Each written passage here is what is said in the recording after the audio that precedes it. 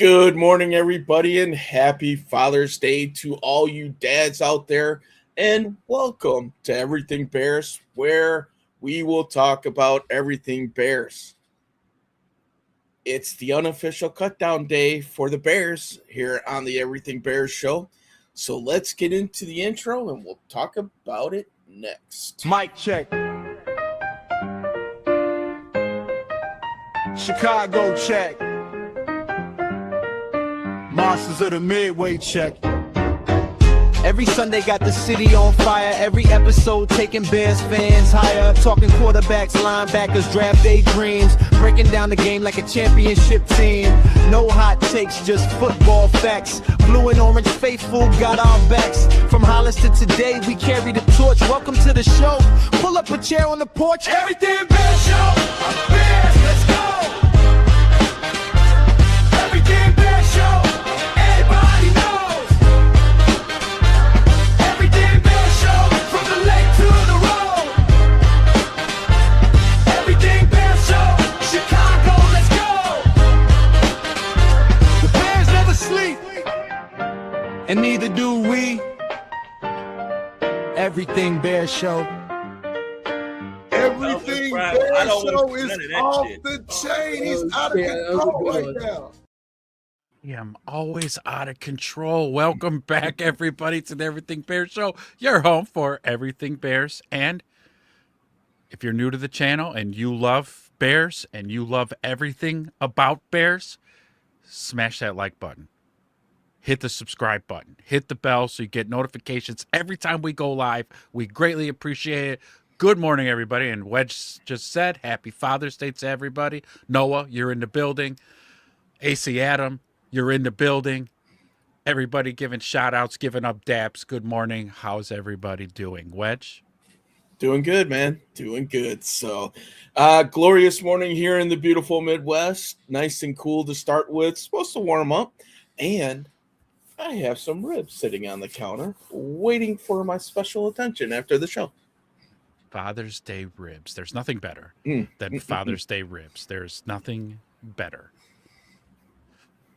But yeah, so, it's hibernation season time for the NFL. And so what kind of better way to, drudge through all this than discussing this roster and who we think's going to be on it, who's on a bubble, who's going to make it, who's not going to make it. I'm sure this will be, the chat will be going nuts because everybody's got a horse in the race. Sure. Okay. Is there going to be a Stevie Miller guy out there? Probably. Yes. Multiple, I'm guessing. Who else? Who else is probably not going to make the roster, but people want to see make the roster? I put Jack Sanborn on the thumbnail because he maybe might not make it. He probably will make it. I'm just teasing, folks. AC Adam, good morning, sir. Looks like Noah is taking a different route, maybe trying to become a father. I don't know. There's no better way than like this, just chilling in bed. Yeah. Hey, let's watch these guys. Let's watch these two knuckleheads. Well, thank you, Noah, for spending Father's Day with your fiance in bed here with the Everything Bear show. We appreciate you, Noah. Oh, go ahead. I was going to say, let me throw out a name here. Noah Sewell. Oh, yeah, huh? Yeah, we'll see. I like that. He's on the bubble. The one thing I think we can all agree about is the player that we talked about last week, Caleb Williams. He will be on this roster. I'm pretty sure Caleb's making the team. From Madden cover to cut. to free agent. He's been released. That's funny. That's a good, but the Noah Sewell, that's a good one. Because in a room that is packed right now, that linebacker room is packed. Yeah. How many will you keep on a roster when it's cut down day? Big Mike, Happy Father's Day, sir. Happy Father's Day, Big Mike. Thanks for sharing in the chat in our Discord. Appreciate it. To anybody who's new to the channel, down in the description down below is all of our links to all the socials, and we invite you to join the Discord, where on Father's Day you could show us yourself lounging with a mug of thermos of coffee, chilling out at the campsite. Or Big Mike, you could show us a picture of you drinking your fresh, cold pineapple Doritos. ding. Hey, Doritos, we're still open for business. We will plug you. We'll sell you screen space in one of the corners. We will put Doritos. We got 4 corners. We're only using 2. That's right. So yeah, but Big Mike, thanks for joining us. Happy Father's Day to you, sir. So we're talking linebackers. We just arbitrarily started in the linebacker room because Wedge brought up a good name, Noah Sewell. Is he going to make this team? What's he going to do? That linebacker room, again, is stacked with a lot of talent, and guys are emerging in that room. And Noah Stool, I almost called him Noah Stool. Is that a Freudian slip? He's shit. We have some linebackers whose arrow is going up, and Noah Stools is going down the toilet.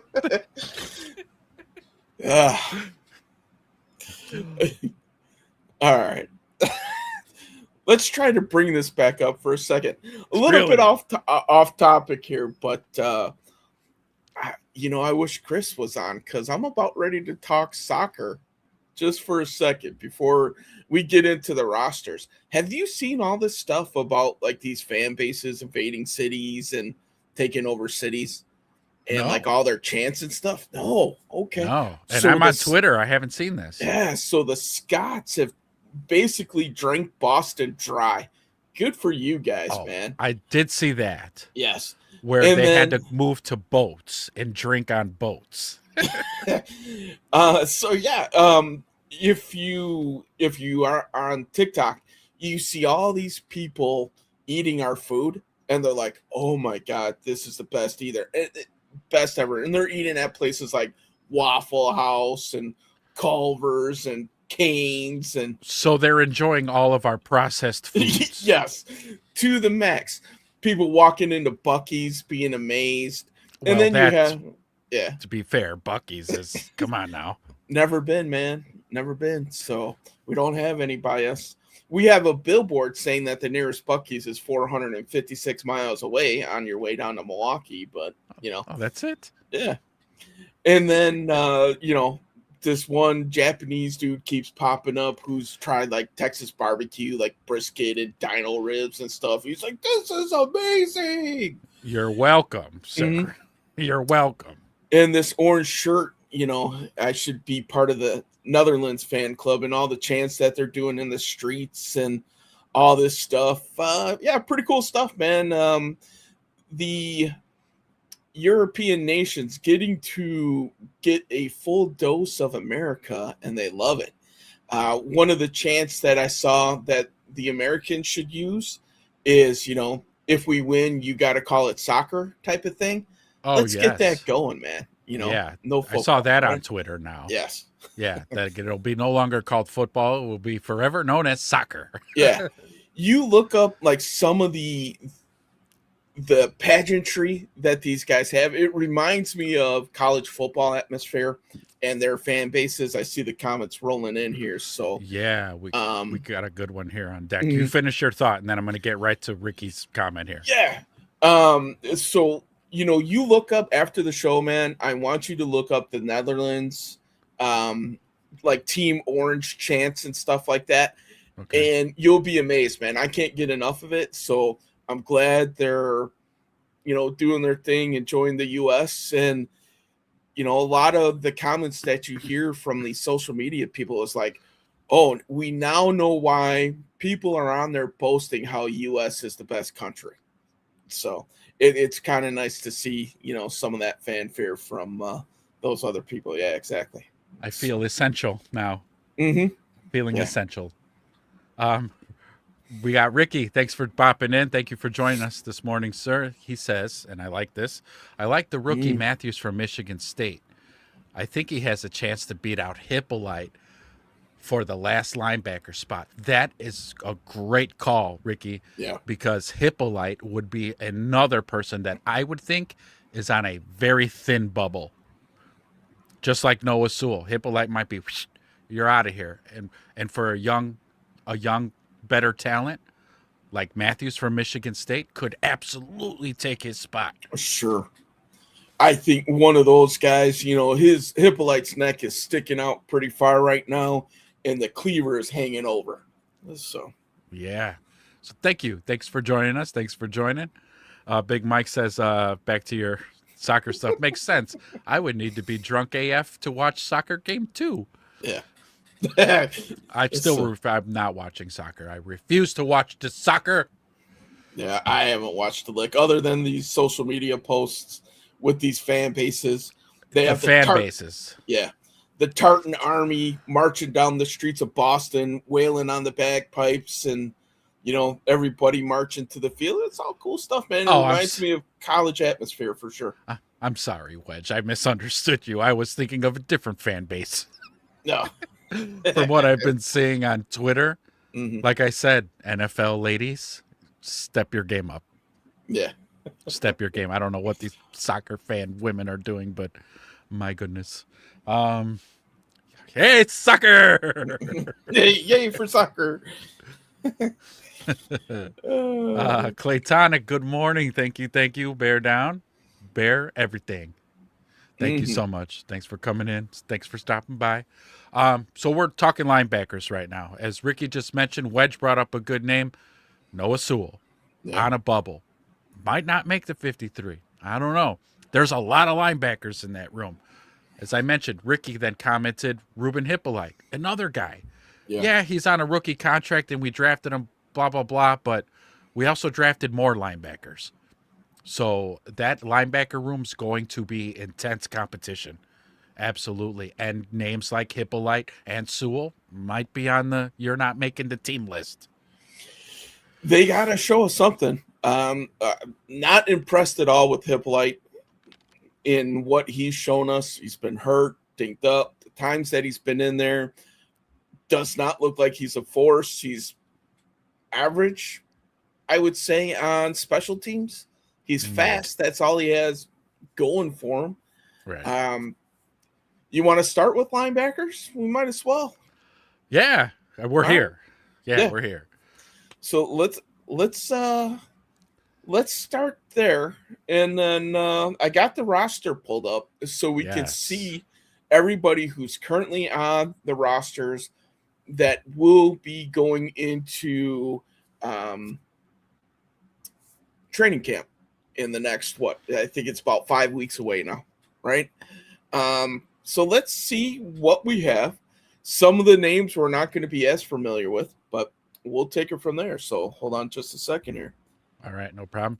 AC Adams says, Hippo has that speed, though. And then Ricky's like, yeah, Hippolyte is fast, but he can't play special teams. Yeah, like Wedge said as well, too, to add to Hippolyte. We did get to see a little sample size of him, and what I saw on the field wasn't it.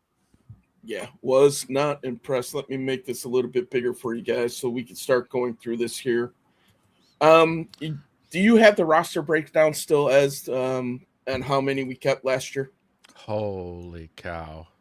So we could kind of use that as a general guide. I think if I remember correctly, I might have them here too in my notes. I cleaned off my desk when my in-laws were in town, and I don't know what I did because I usually take notes and write things down. Yeah. And I don't know what I did with my paperwork. I wonder if I had. Just bear with me while I ask. Well, I ask ChatGPT for some assistance on what the Bears kept last season, because we'll just work off of what they kept last season. Yeah, I think so too. Ricky's got a group who he thinks is going to make it. We're going to keep that up on the screen as we talk this through, because Ricky, That looks pretty accurate. So it looks like typical roster breakdown is usually between 6 and 9 linebackers. I'd like to say the Bears were a little bit lower on that last year. So let's start taking a look here. You want me to make this a little bit bigger here? Pretty please. Yeah. All right. We don't necessarily need all the other stuff here. So, all right. So let's start with Devin Bush. First one listed, so he goes first. I think we all can agree Devin Bush is going to make this team. Devin Bush, lock him in. Lock him in, right? TJ Edwards. This is an interesting one to me. Oh, this one gets interesting. Go ahead. You can size this one up. Does he make the team? 100%.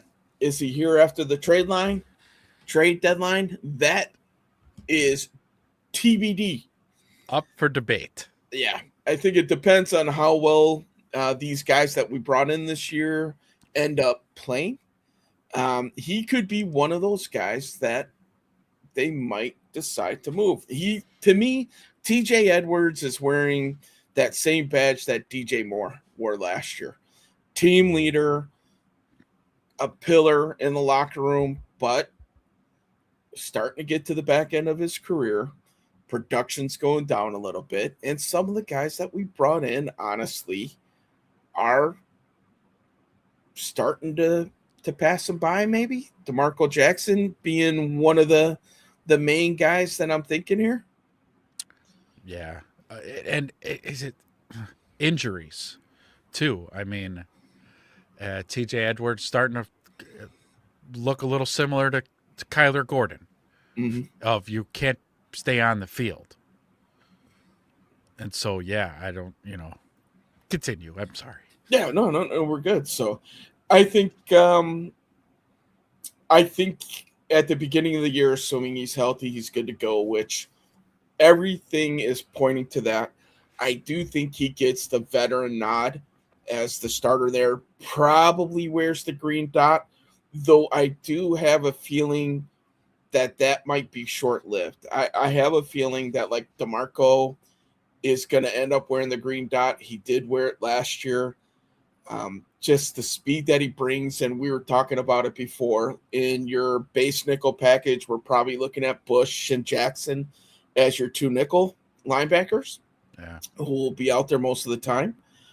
And then we'll kind of go from there. So we'll see. Ricky says that Edwards is getting slow. Yeah, he is. Yeah, he is. He's losing us. He's definitely losing a step. And or these Mike kids says are getting Kyler faster on. Oh, or both. Both things are true. So the position itself, in general, across the league, and these kids coming out of college, are faster. Mm-hmm. And then, it's Barelissimo. It's not pre-recorded. No. But right. So the position itself is morphing, where you're going to need more athletic, faster linebackers. So that's what's coming out of college. And then I wonder, what a linebacker shelf life is in the NFL now because of injuries. And then, as Big Mike says here, Kyler Gordon is a future swear jar name. Yes, it's looking that way. And Barelissimo, yes. Good morning, sir. Happy Father's Day. Happy Father's Day, Barelissimo. Welcome. Is there Father's Day across the pond? Do you guys do that? Is that just a Hallmark holiday that they've made over here in the ultra capitalistic America made? Well, you know what? Let's just make Father's Day. We'll sell cards and beer and ribs. Yeah, we need another Valentine's type of day. So let's come up with Sweetest Day. Sweetest Day looks good. Yeah. My goodness. But yes, Barelissimo, good morning and happy Father's Day to you. And yes, this is live. Ricky, he says, I would like to play Edwards at Sam and Jackson at the Mike. Yeah, I agree. With that. But last year, it looks like the Bears kept 6 linebackers. So if we're taking a look at this list, we already checked off Devin Bush, you're in. TJ, you're in. Yep. Keyshawn Elliott, rookie. You're in. He's in. Yeah. I gotta think that he would be in. Well, I'm trying to just pick who I think. So DeMarco Jackson, that's 4.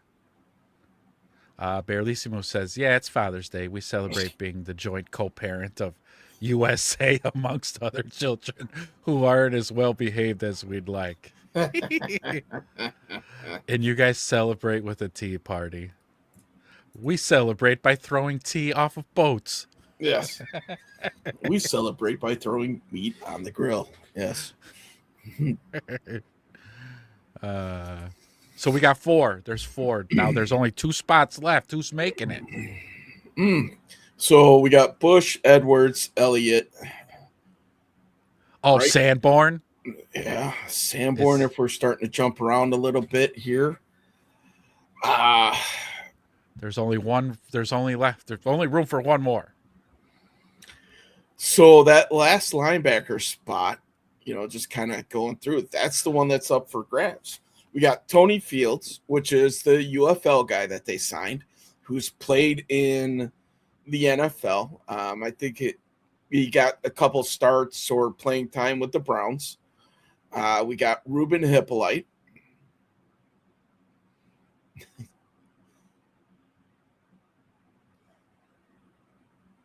You're trying to say it fast, aren't you? I'm trying to say it fast, but I can't. I don't want it to be one of those things like remember Barlissimo told us the pawn shop story? Yes. but say pawn shop with a British accent, and it sounds like creepy. Whale oil beef hooked. But I have to say it fast. Start saying it, man, so we could get it. Whale oil beef hooked. Whale oil beef hooked. Why whale oil beef hooked? Oh. Beef hooked. That's it. Okay. Oil beef hooked. Well, that's what I thought it was. Yeah. I'll be fooked. Mm. I have like no Irish blood in me, so I can't do an Irish accent. I got a lot of accents under my belt, but Irish ain't one of them. No. Ricky says Sewell might be out on the inside linebackers. Oh, on the IL. Is he really? Yeah, he ripped the Achilles in was it playoff games or right at the end of the season? Yeah. Okay. So that makes that easy then. So if that's the case, you figure, okay, so we got Bush, Edwards, Elliott, we know are going to make it. DeMarco's going to make it. 4. Sanborn's going to make it. 5. All right, so that last one's up for grabs, man. It is up for grabs. Assuming Noah might be the 6th linebacker when he comes back. If there's still a spot open, his brother's probably a practice squatter, Neffy. Oh, yeah. John Rodigan.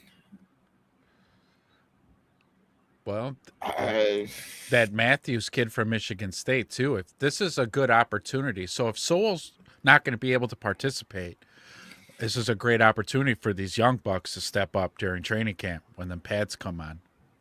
Yeah. So, yeah, I mean, Noah's saying, yeah, he tore it against the Rams. So that was the last game. So I don't even think he was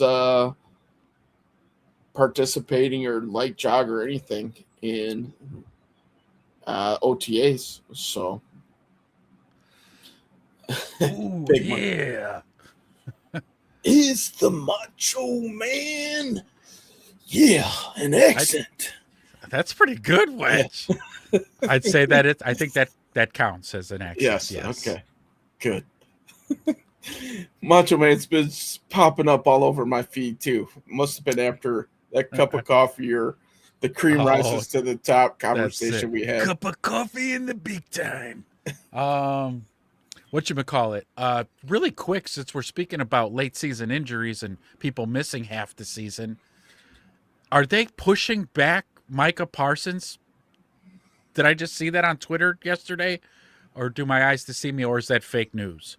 Well, like the Packers have a pretty strict 9-month ACL rule. Like the earliest you could come back is 9 months. 9 months, period. Yeah.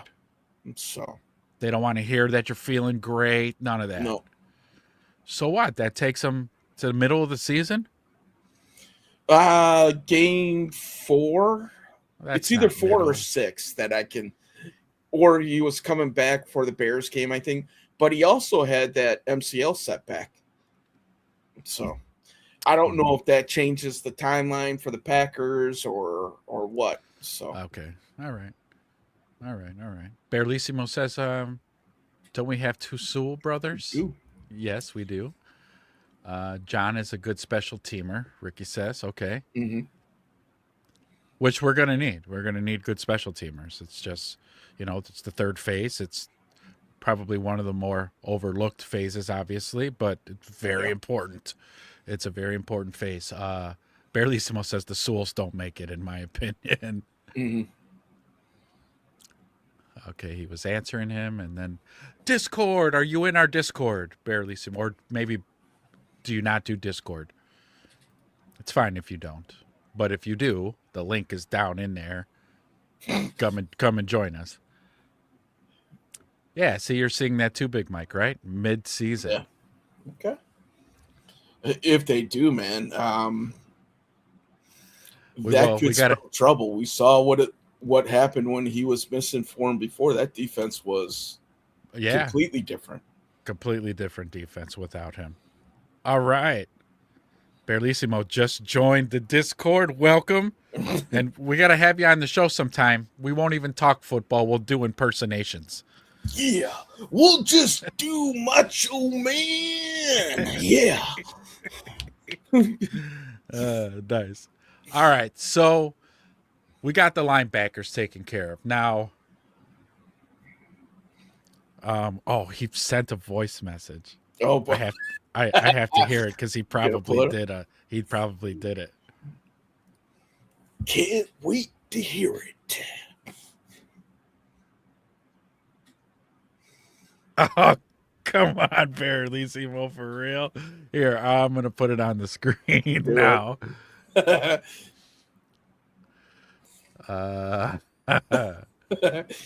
Big Mike, the Macho Man show's going to be lit. All right, sometimes life gives you lemons. Don't talk during this, Wedge, because you're probably going to get a bad echo, I think. Mm-hmm.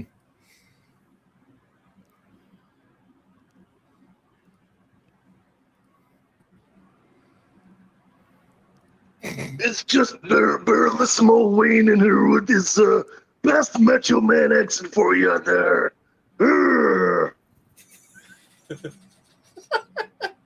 Thank you for that, Barlissimo. Thank you. You also got to see Big Mike's Discord entry before. Happy Father's Day, Samuel Jackson. So, right, good point here, Ricky, is that, yes, as a good GM, he will be definitely paying attention to what other teams are cutting. So whoever other teams are cutting, we could get, we could be opportunistic. The Macho Man show's going to be lit. And then, yes, we just dropped it. Thank you so much. Ricky says that was horrible. I thought you were going with Arnold Schwarzenegger at first. That's what I heard. I go, oh, he's doing Arnold Schwarzenegger. Oh, I didn't say it would be good. It was good, and we greatly appreciate it. That was good. Thank you. Listen, man, like maybe you can work on your Hulk Hogan. We could do like a Macho Man Hulk Hogan show. Ooh, welcome to the 2027 Bears draft. He does a good Sure thing, Smeagol, brother. Golem, Yoda. You do a Jar Jar Binks too? Ugh. A for A- effort, always. The Packers just found a replacement for Micah. Woo. Mhm. All right, guys, boys in the chat. So we went through linebackers. That's a heavy room.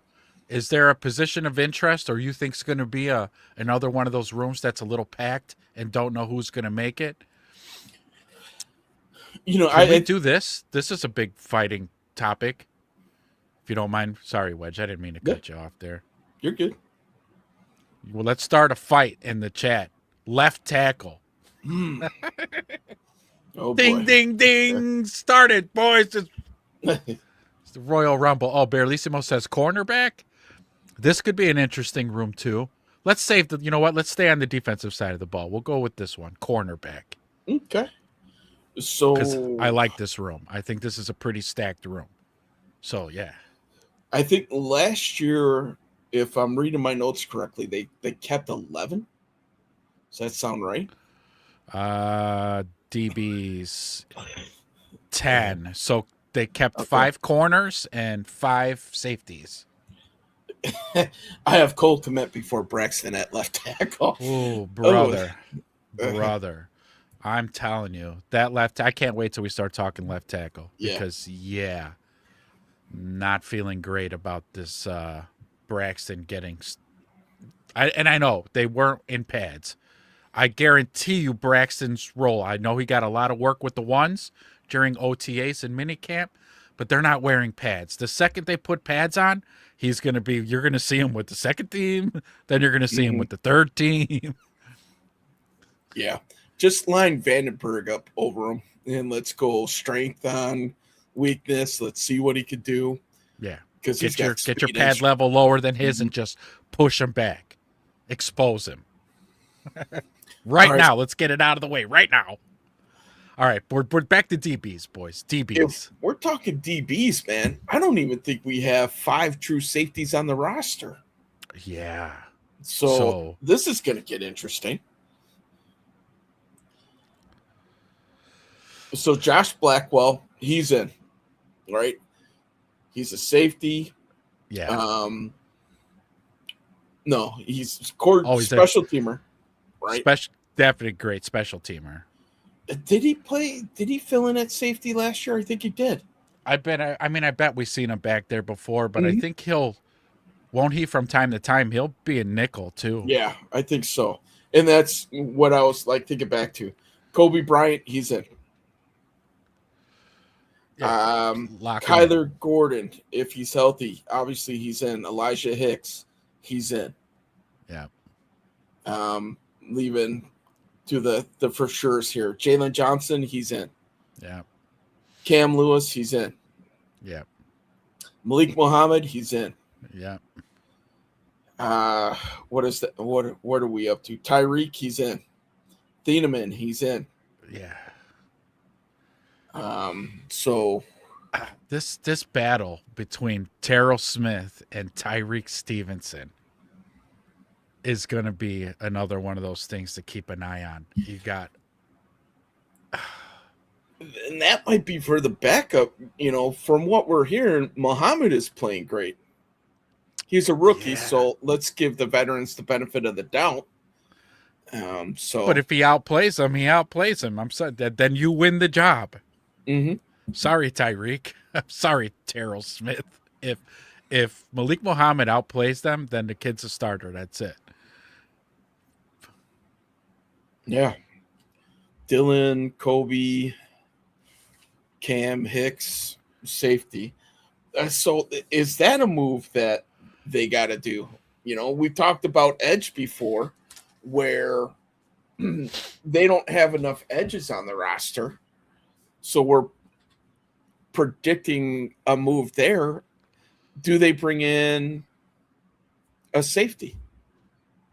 Yeah, maybe just to add depth back there. Mm-hmm. So they don't have to convert a corner to safety. Yeah. And maybe Stevenson would be my vote for somebody who can make the transition, right? He's I- got you- that body. He's got the body. He does. Yeah. But it's just kind of one of those things that I would hate. I would hate to see that for him Yeah. because he's played corner his whole damn career. Mm-hmm. Just now, and now on your contract year, hey, guess what? You're a backup safety now. Yeah, exactly. It kind of is unfortunate for him, but sometimes those are the breaks. But I don't know if they'll do that. I bet they would sooner sign, like I think it might have been Ricky who said earlier, it's like when another team makes their cuts, if they have a safety maybe that they liked, you bring them in cheap. Keep Tyreek at that corner, man. Let the man try to make his money, try to make his mark. But, you know, AC Adam right here, he's rooting for Smitty. And I could agree with that because I'm telling you, before that big injury he had last season, he was nipping at Stevenson's heels for that second cornerback spot. And I was all for it because the dude was balling. It's just that he got hurt, and that was that. So if they end up keeping 10, the ones that we think are locks, that's already at 10. So we got Blackwell, Bryant, Gordon, Hicks, JJ, Lewis, Taberlissimo's next comment here, Muhammad, Stevenson, Smith, and Thieneman. So the question marks are here, is Kyler healthy, right? Yeah. Is Lewis, or not Lewis, Smith coming back from his injury? Is he going to be in? So he's a question mark to me. And he might be somebody who's one of those guys fighting to stay on the team, just based off of availability. I don't hate that. Is dinged up, but yeah. Go ahead. Let's get to is he? Here. Yeah, I was just going to say, I don't hate this premise because then this will coincide with what I said about Stevenson moving to safety. Hey, Hippolyte, if you want to stay on this roster, you're going to try out at safety just to see how you look. Yeah. You know? Kind of do the reverse Urlacher instead of safety to linebacker, do linebacker to safety? Sure. Yes. Cam Lewis played all year with Buffalo, so yeah, we have him locked at one of the safeties. Yeah. And he's also like that safety nickel combo. I think he's the backup plan for Gordon, but you're thin at safety as well. So you can't have him as a backup plan in two spots. What if for some reason Thieneman's not ready? Ooh, don't say that. I'm just posting a scenario out there, right? It's a rookie. Yeah. We know that this coaching staff vets rookies pretty hard. They do. I think it's tough for a rookie to crack the starting lineup. Now he's in a severe position of need, first rounder. So I would think that they would have some expectations, right? Colston didn't start right away last year. No. Nope. Saw some playing time, but they got vetted. It wasn't until week 4 or 5 until we really started seeing those guys going. Yeah. This coaching staff really does a good job of, making sure that they're 100% ready to go before they see live action. Yeah. So there's a handful of guys, that are going to be fighting for roster spots out there. You got the UDFA, KC out of Tulane. It's going to be a tough uphill climb for him. Yeah. Flowers. Which is, wasn't he the other UFL signing? Why am I blanking on the second one? The first one was Fields, the linebacker.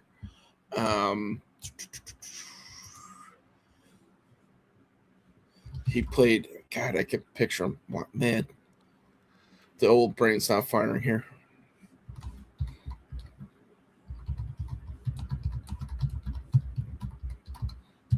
I'm doing the same thing just to make sure. I don't want to guess wrong. Caden Davis is the other one. So kick returner.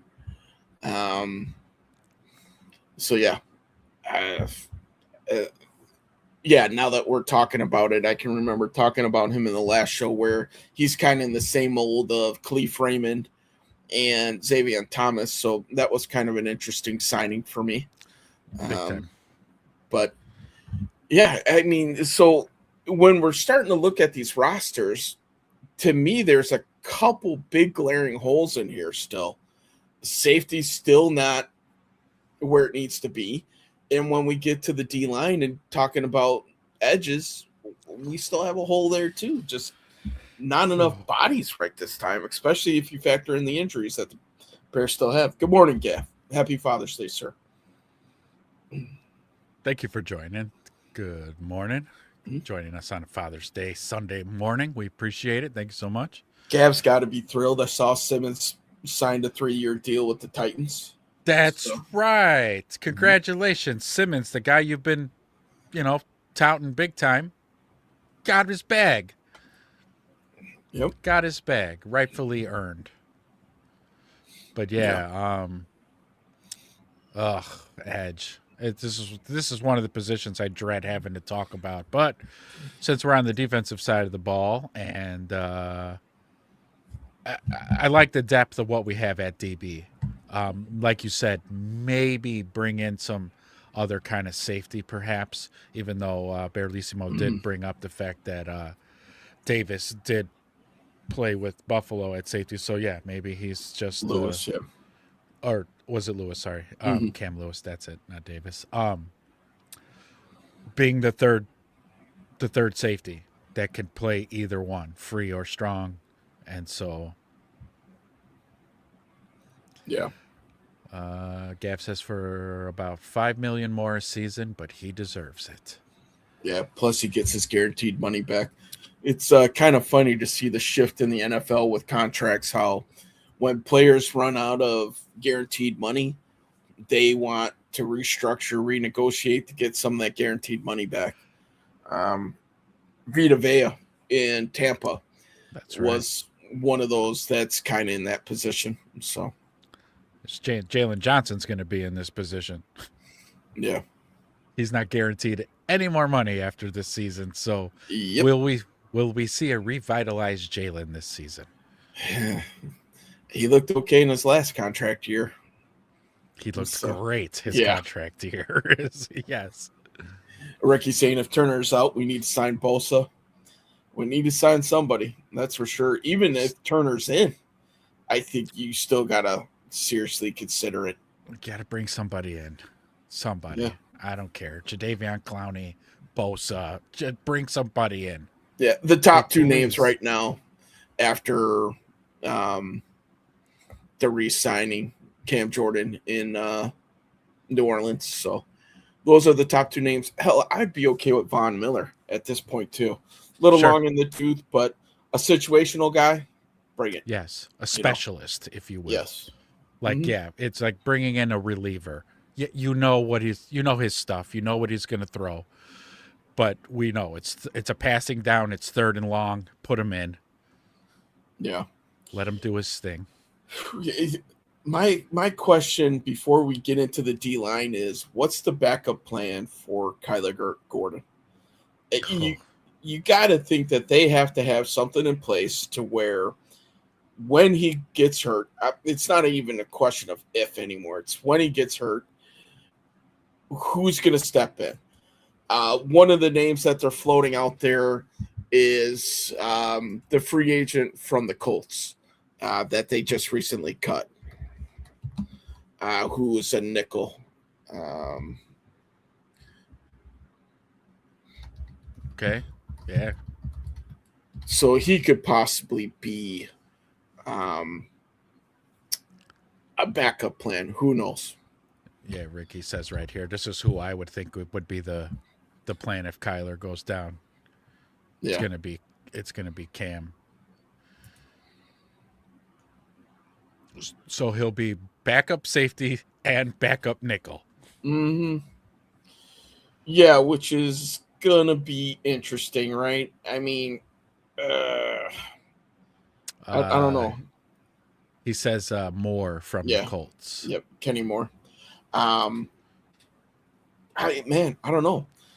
But if they start bringing some of these guys in, I think Moore was pretty well paid. They're going to have to start shifting money around. I'm still expecting to hear a Darnell Wright contract getting announced fairly soon, probably within the next 2 to 3 months before the season. I'm guessing they want to get that taken care of and then wrap him up. So they'll be able to defer a bunch of that money to the back end of the contract. But still, that's going to be money that's going to be spoken for. Yeah. Big Mike says, sell the house and go get Crosby. I want a Super Bowl. Big Mike, I don't think you got to sell the house to get Max Crosby at this point. Did I just see this on Twitter yesterday, recently as well? He's back on the market. You got to watch Twitter. It's fake half the time. But I don't think you have to sell the house to get Max Crosby, honestly. Yeah. If you want to make a move, I would definitely do it now. You could probably get away with one number 1 pick.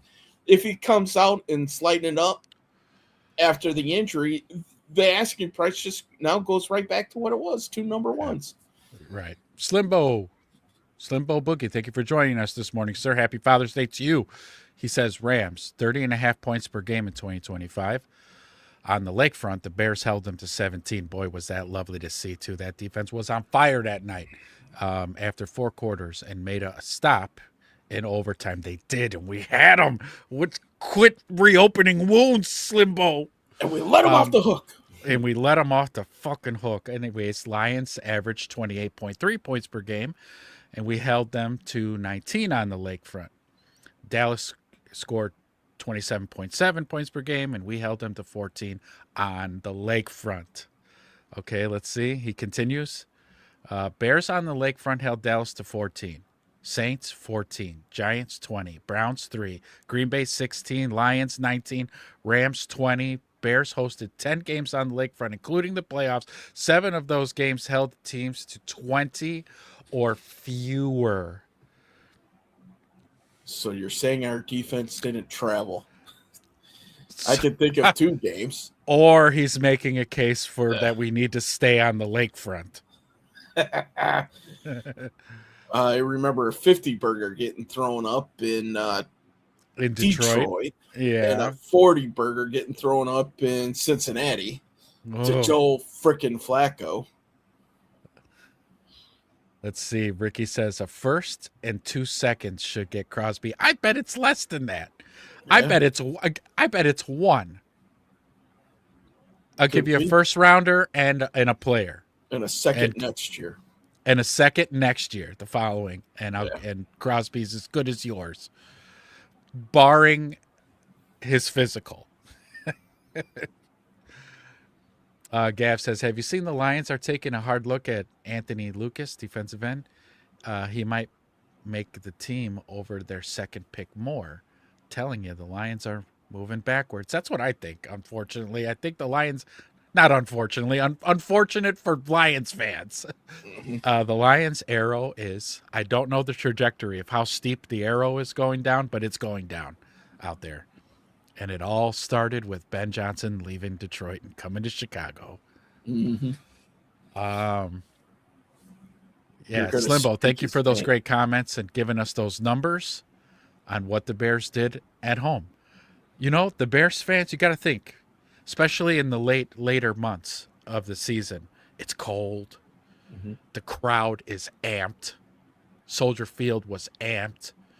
Like, especially those playoff settings. I mean, Bears fans were out of their minds amped for that, jacked for those games.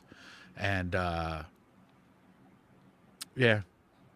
Slimbo, I don't, if you've been here before, is this your first time? Thank you for joining us. Happy Father's Day to you too, sir.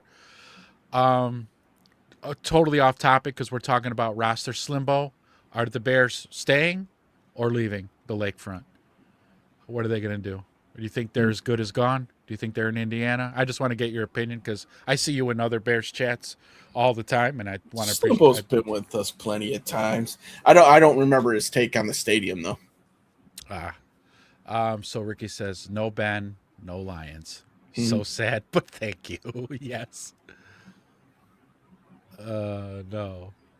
Noah says the rumors are getting louder that the Bears are going after Joey Bosa. Yeah, I mean, as Wedge has been stating, like the Bears need to bring in a vet, a edge rusher, or Yeah. just one of them. There's there's a handful of them out there. Grab one, bring them in, and yes, Slimbo says that the Lions having a pajama party in the basement of the NFC North.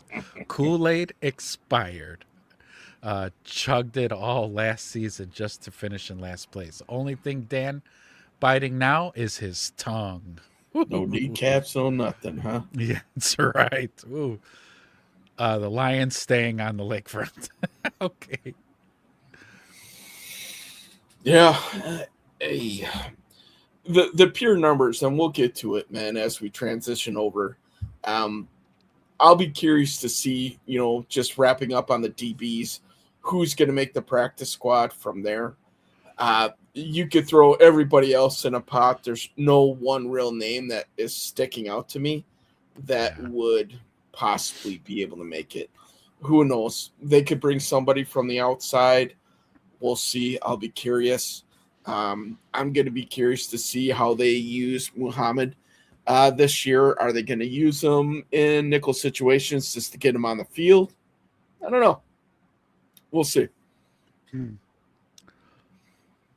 Multi-Taurine, good morning. Thank you for joining us. Thank you much. Thanks for joining. Thanks for stopping by. Happy Father's Day. Happy Sunday morning. Let's see. He says, if the Bears were to move to Indiana, it wouldn't be for another 2 to 3 years. Yeah, that's at minimum. It's going to be about 4 years probably. But from now, anyways, if that's soon, the Colts owners don't want them there. I would assume not, right? They're kind of like, that's their territory. Yeah. And in come the Bears, and we're just going to engulf all your Colts fans. Because that's what we do, damn it. We're the charter franchise, the Chicago Bears. Tough titty. Yeah. Give me all your fans. Mm-hmm. Slimbo. See, I did the Ron Burgundy thing again. Yeah. Because I said Lions staying on the lakefront. I knew what you meant. But instead of changing it, I read what was on the teleprompter. I'm Ron Burgundy. And go fuck yourself, San Diego. Let's see. AC Adams says preseason will show who steps up depth-wise. Yes. Yeah. And it's going to be brutal, right? We heard about the Bears training camp last season, and the Bears players were like, woo, doggies, this is a fucking training camp.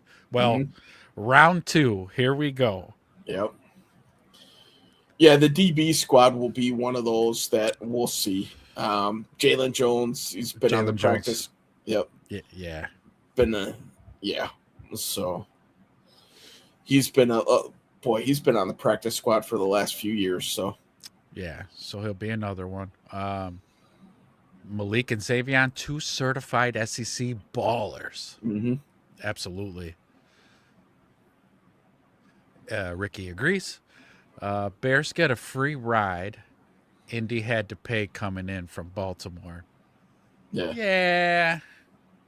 There's no such thing as a free ride. That northwest side of Indiana, those people are Bears fans anyways. Yeah. We won't be stealing any Colts fans. They're more east. That northwest side of the Indiana, like I said, they were already Bears fans. They're just going to be happier than pigs and shit that now their stadium drive is just going to be 15, 20 minutes. Mm-hmm. Oh, man. So here we go. We're out of the DB room, and we're on the defensive line. Because actually, the interior of the defensive line, too, is another. Yeah, it's a hodgepodge right now. Question marks all over that defensive line. All right. So what they keep last year? 9, I think. Defensive line in total, they kept 12. So that's between edges and interior. 12. That's a lot. Woo. Okay. So Booker, obviously he's in. Right. Dexter, he's in. though this might be the last year for old Sexy Dexy. Oh, Big Dex. Yeah. Neville Gallimore, I would think that he's in. Yeah. Garvin. Should I be writing this down? I should be writing this down because this is a big room, so I'm going to want to keep track. Yeah. So I'm writing it down notes. too. Slimbo says, just real quick, Slimbo Malik reminds me of Richard Sherman, Lockdown. Yeah, right. That's what I've been hearing about the kid, that he has that potential. That would be badass if that's what he turns out to be. And then Xavion, I love this comp right here too. Xavion reminds me of Percy Harvin or Rashid Shaheed. I mean, 4.2 speed, beep beep, like beep, beep. Yeah. So Percy Harvin, I loved Percy Harvin. Just his play on the field. I don't know the guy personally, but like seeing him on the field, man, Percy Harvin was dangerous. Every time he touched the ball, you were kind of like holding your breath. It's interesting here. Okay, so we got I'm gonna break this up into two categories: defensive end and interior. Okay. So defensive end, you say Booker. Did you say? Okay, Austin Booker, he's in. Yep. That's one. Sweat. Dexter. Well, you want to. Okay. Yep. Sweat will be in. Okay. It's two. Dial will be in. Ugh. Yes. Okay. And that's it for edges, man. That's it for edges. We'll come back to edges. We'll put a pin in it. Yeah, Shamar Turner is the question mark here, right? Yeah. Is he good? Back? Is he healthy? Are they going to play him at end? Is he the hybrid guy still? All right. So I'm going to put Turner in the middle. It's a hybrid. Because we don't know. So let's just say that Turner is a full-time edge.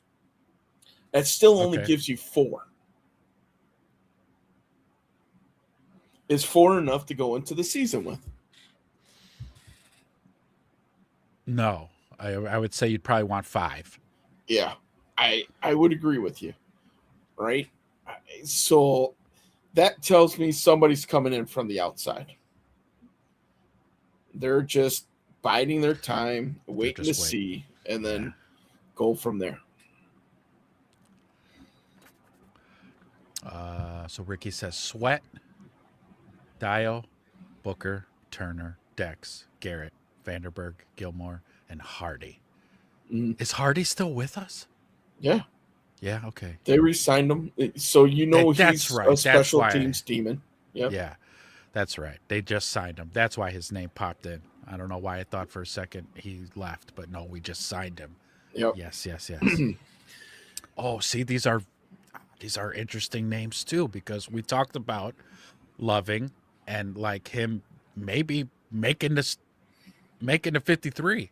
Yeah, it's going to be tough for him. He's raw, but he has the athletic talent. So I think he's going to be a name that we're going to see going forward with this.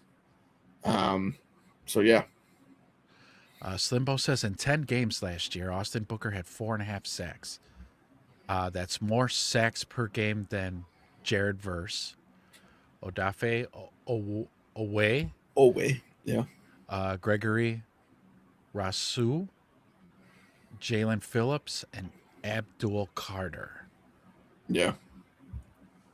I get Austin Booker's arrows pointing up, man, like big time. You look what he did just in the playoffs. He was a force. I can't wait to, man. He's the biggest wild card for this team. We know what he did last year, and we know he's going to do at least that, right? Right. The big question is, does he take that big 2 to 3 year leap like most players do? And when you talk about Booker, when he came out, he was drafted as a developmental type of guy. And those type of guys typically see the biggest boost between year 2 and 3. The kid's body is right. He worked real hard on it in the offseason. He's stronger, hopefully, to keep those injuries down. If he becomes a double-digit sack guy, this defense looks quite a bit different. Big time. Yes. Mhm. Yes. That's the only concern for me with him, because I am 100% confident his arrow is way up. Yeah. It's just stay healthy, kiddo. Stay on the field. That's all you got to do. Take care of your body. Get the massages. Do all the care that you need Nutrition, to yeah. do, because just stay on the field, because he can be a huge X factor on this defense. Yeah. Like you said, if he gets to double-digit sacks, our defense looks way different. Mm-hmm. Oh man. Yep. It's I can't wait to see what he brings. Sweat, Booker, and Dex combined for 30 sacks this season. Book it. Put some jelly beans on that. Put some gummy bears on So, this. we know Dexter's good for 6. He's good for 6. So 24 sacks coming between Sweat and Booker. Right? That's how I read that. Yeah, let's do it. Let's do that. Unfortunately, all 6 of those sacks are going to come in the first 7 games, and we won't see anything else from old Dexter the rest of the season. Well, then that's when they can play the Rhino a little bit more. The White Rhino. Okay. So Ricky says Loving got a chance. That's what I think. I think Loving has got a shot. The kid's a raw athlete, man. Big, strong, fast, powerful kid. Yeah. I can't wait to see what he does in the preseason. Like, when he's out there, my eyes will be glued to him every rep. Him and Vandenberg for sure. I can't wait to see what those guys could do. Dude, isn't it? It's so exciting, because like, you want a franchise where, and this is why the title of the thumbnail was the Bears have some tough decisions to make, and this is what you want. If your team is supposed to be a championship caliber, when it's time to cut the roster down to 53, you want it to be the hardest decisions, because the guys are so good and they're fighting for that 53 roster spot. And like, you want that to be a difficult decision. You don't want to look at the roster and go, yeah, it's this guy, that guy, this guy, because everybody else was mid. Yeah. No, you want it to be tough. And I think when it comes to our interior defensive line, the play and production has been so poor that this is like a wide open race. So this is going to be a good training camp and preseason to watch. You're going to want to watch the first 2 preseason games and watch the entire game to see these guys. I can't wait. I'm excited. Mm-hmm. Yeah, I want to see these guys get out there, get those reps in. Noah's predicting the White Rhino to be the next Aaron Donald. Wow. So, with 18 sacks. Lofty. I like it. I like the optimism. So as for interiors, we're going Big Dex, Gallimore. I would say Gallimore's probably in, yeah. Big run stuffing type of guy. Yeah. Jonathan Garvin. Let's pass on him for now. Is Hardy an edge? Technically, I think he is. So he could kind of bail you out in a pinch. Yeah, if you need a body in there, I suppose. Oh, yeah, Grady Jarrett. Jarrett will be in. Yep. There's Jaden Loving. There's Loving. Lynch, I think, is going to be on the bubble. Lynch is on a bubble. Kentavious Street, that's going to be an interesting one. Street, yeah. We're going to say Vandenberg's going to make it. Vandenberg's making it, all right. Mm-hmm. I mean, just his explosiveness enough is something that we don't have, so I'm feeling pretty comfortable there. Yeah. So that's 4 interiors. Would you want to probably go with 5 there too? So it'll be a fight between Street, Garvin, Lynch, Loving, Chroma. Ooh, Ricky says that they gave some reps to Hardy at linebacker last year. Yeah, I think he was playing one of the outsides, yeah. Okay. Seeing if they can get him involved. any which way on the field because, yeah, he's such a great special teamer. You know, you're talking covering grass, open field tackles, things like that. Yeah. Those are things that'll translate to the defensive side of the ball tremendously. And so try to get him involved any which way you can. So that's it. That's our defensive line there in a nutshell. So we got a handful of guys like on a bubble. They're going to be fighting for a spot on Yeah. the 53 there. And it's, to me, and I hate to sound so open-ended on it, but honestly, aside from the namestays, this is anybody's ball game going into training camp. It's just whoever's going to earn it the most is going to see the 53-man roster because that defensive line interior was a wet paper bag. Yeah. And something needs to change. I don't want to hear we're going to coach different. I don't want to hear it. No. The talent at those positions need to change. These guys have been playing football their whole lives. It's not like you coached them wrong. Yeah. It's this position, if we look to the future, this position I have the feeling will change the most from this year to next year.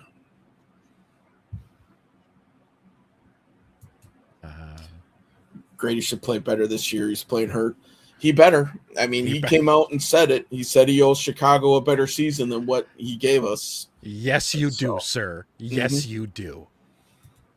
Jay Grizz, the boys are back in town. Happy Father's Day to you too, Jay Grizz. Welcome. Good to see you, Grizz. Malte Vandenberg shows more upside than I believe the Bears are going to trade Dexter. Okay. I can see this too. Yeah, I can get behind this. Oh, yeah. Yeah, because he's in the last year of his deal. Yeah. If he isn't going to project to be on your team next year, you got to try to get something for him. Something. Yep. And if another team out there wants a slow, big, lumbering defensive lineman, then we got their guy. Yeah, we got him. He's with upside potential. No, tons. Just tons of upside. You could have him. Mm-hmm. Yeah, I that's going to be a position battle that I would love to see. Can I see Grady Jarrett and Vandenberg being the two guys towards the end of the season? 100%. Yeah, and this is a fair asking price. Mm-hmm. I agree with trading Dexter. I think we can get a fourth for him. Yeah, absolutely. Give us a fourth. Everybody's touting next year's draft is supposed to be one of the best in recent memory. Yes. So load up them picks. I'm all for it. Absolutely. TJ Edward for picks could be a thing. Load them up. Let's see what we could do. So that too, yeah. Mm-hmm. All right. The Bears, I think, are going to be pretty active in free agency. We talked about all the money that they're going to have. They're going to try to revamp that room again. I think, see if they could get some better results than what they did last time. So I think so, right? Again, with all that money that you mentioned that's freed up after this season, they can absolutely do a complete remodeling of the defensive side of the ball. Mm-hmm. Starting with the line, right? Jalen Johnson's up in the air. Dial will be off the books for guaranteed money. Grady Jarrett will be off of the books for guaranteed money. Those three guys right there, a ton of cash. Yeah. Jay Grizz. Tyson Bagent for picks maybe? Mm-hmm. Absolutely. And it does suck, right? Because he's a great dude, great backup. But this is a double-edged sword here, right? Because I like Tyson so much, I want you to go somewhere where you can start. Go spread your wings and fly. Go. And I'll root for you because you were a great backup here for all these years. He's a good kid. He's a gym rat beast. But yeah, man, go because you're not gonna start for the Bears ever, unfortunately. So definitely go to New York. Go to wherever else they need a quarterback. Arizona. Mm-hmm. Do not go to Minnesota. Do not. Yeah. But yeah, and see what you can do. I think Tyson Bagent probably be a great starter somewhere else. I mean, he'd be a great starter here too, but it's just we got Caleb, so we don't need it. Sweat's off the books too. Yeah. Boy, that's going to be interesting there too, man. Next offseason, woof. I know it's going to be nuts. How much you want to? It's going to be a fire sale, depending on how they perform. Mm-hmm. But if they don't perform like how Ben Johnson wants them to perform, it's going to be a fire sale at the end of the season. And we will be sitting on the edge of our seats come the day of free agency. Yeah. Because it'll just be like, bing, bing, bing, bing, bing, bing, bing. Can I get a 20, 20, 20, 20, Yeah. 25, 30, 30, 35? Then we're going to get a 45, 45 in the back. We got 50, 50, 55, 50, 50, 60, 65, 60. I mean, like Kyler Gordon's out of here. Jalen Johnson, Sweat, Dio. Jarrett, yeah. TJ, you're out of here. All of you out. All right, boys. That was the first hour. We did defense. Now we get to move to the fun side of the ball. Offense, huh? Offensive side of the ball. Now, how many of you guys out in the chats think is Caleb Williams making the team? Is he going to make the 53-man roster? Everybody, Everything Bears show wants to know. Caleb, is he making it? I don't know. Might be on the bubble after that Madden cover. This room. The only question is, are they going to keep Miller Moss on the practice squad, right? So, Keenum's going to be your emergency 3. Yeah, we'll give Caleb the nod this year. Ooh, this is a great question. Okay, so first Noah says, Caleb's definitely making it. I appreciate your optimism. Pencil him in now. But Ricky says, this is a good question because I can make arguments for both sides, but I will make the one that I believe is true. Do you think if the Bears defense doesn't perform well, could Dennis Allen be on the hot seat? I'm going to say no. Dennis Allen's not going to be on the hot seat for about 2 more seasons. That's just my take on it because of the, again, for the defensive players that he's had, what he was able to accomplish and have those players ready has to be a button on his chest just for that alone. You know, that all the injuries that happened, he had guys ready to go that came in, performed well, and did the whole thing. But he'll run out of excuses after next season if they revamp this defense and the defense still's playing in the bottom third of the league, then he'll be on a hot seat. But that's going to take a couple seasons. Well, allow me to retort. Please do. Okay, I'm going to go Ricky's side on this one, man.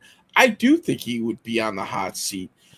They've revamped this defense twice for him. I think right now he's going to be safe throughout this season because he was Ben Johnson's kind of safety blanket mentor being a head coach. But I think after year 2, Ben Johnson's going to be pretty comfortable. He's not going to need that safety blanket anymore. So if this defense is what is holding this team back from being a championship team, I definitely think Dennis Allen is on the hot seat, especially if some of these young and up-and-coming coaches from like a Fangio tree or a Minter tree or something like that come available, the next hot commodity. I don't see Ben being scared to make that change. Wow. You know, the time to win is now, man. You can't sit back hoping that something is going to change, like this coaching thing and stuff like that. Man, I'm definitely afraid that that's what they're really, kind of rolling into the season for. Bullshit, man. X's and O's plays a big part of it, but we all know it comes down to the Jimmies and the Joes, man. You got to get that straight and then move forward from there. Well, I mean, but that's that's half my little point here is that, Dennis Allen had such high plans, big plans for Kyler Gordon. Mm-hmm. And Kyler Gordon's health derailed that whole thing. But Dennis Allen can't control his health. He could only make chicken soup out of chicken shit. Mm-hmm. And so, but you're saying that has a shelf life. Then, Oh yeah, for sure. Okay, all right, that's fair. That is fair. And now you heard both takes, which is good. Let's see. Jay Gris says, I don't know. That's tough. I still can't get. Oh, okay. If he's making the roster, you got to stop painting your nails, kid. But of course, he's just kidding. Let's see. Dennis Allen knows what he's doing. He seems to know what he's doing. I trust Dennis Allen. But I guess if they're underperforming, then that understanding starts to wear thin with Bears fans and Ben Johnson. How about Antoine Randall L? I heard Ben's not happy with how the receiver room performed last season. Wow. I mean, it definitely did sound like Ben's not happy with all the drop passes. But Randall L, again, I don't know, much like the Dennis Allen thing, he can't go out on the field and catch the balls for these guys. He could just coach them up the best he can. The rest is up to Rome and whoever else was dropping balls. Yeah, I would feel that L's pretty safe here. He came with Ben Johnson, ton of respect. I kind of took some of that stuff a little bit different. When it comes to offense, Ben Johnson has a very, very, very high standard of what that should look like. I thought the wide receiver room in general looked pretty good for what they had there, right? Everybody, the ball was getting spread around to everybody. Everybody was 60 to 69 catches in the wide receiver room. Yeah, there was some drops there, so they have to get that cleaned up for sure. But some of the guys who are dropping the balls, they're not here. You mentioned Oz from last year, right? He's not here any longer. Khalif Raymond's coming in, somebody that they trust more. Rome, I think, is kind of put on notice. So we'll see what happens this year. I think they expect a considerable improvement when it comes to some of the stuff like that from him. Yeah. And then we'll go from there, man. Luther, I can't wait to see what he's going to deliver. That's an explosion waiting to happen. It is, dude. There some of the talks around the league, or at least with the Chicago Bears media, are talking about this kid is going to explode into a superstar. And, because who did I hear? Mark Carman interviewed, oh, come on, what's the guy who used to do the sports show with Mark Giangreco back in the day? He's been in Chicago sports forever, before I was born even. He was at the training camps and OTAs and stuff and saw Luther Burden, and this is coming from him. I don't know why his name's eluding me right now, but that's what he's saying. Like, Luther Burden is going to explode. And I'm like, yes, I knew it. Like, I knew it. Grab your Luther Burden jerseys now, folks, because it's going to be the hottest jersey. Yeah, exciting stuff talking about the offense. So we're going to catch up with these comments real quick and then continue our offensive side breakdown of who's making it, who's on the bubble. Let's see. Slimbo says Bears offense put up over 400 yards versus the Rams. Need to get better in the red zone. Yes, we need more touchdowns. They can move the ball, no problem.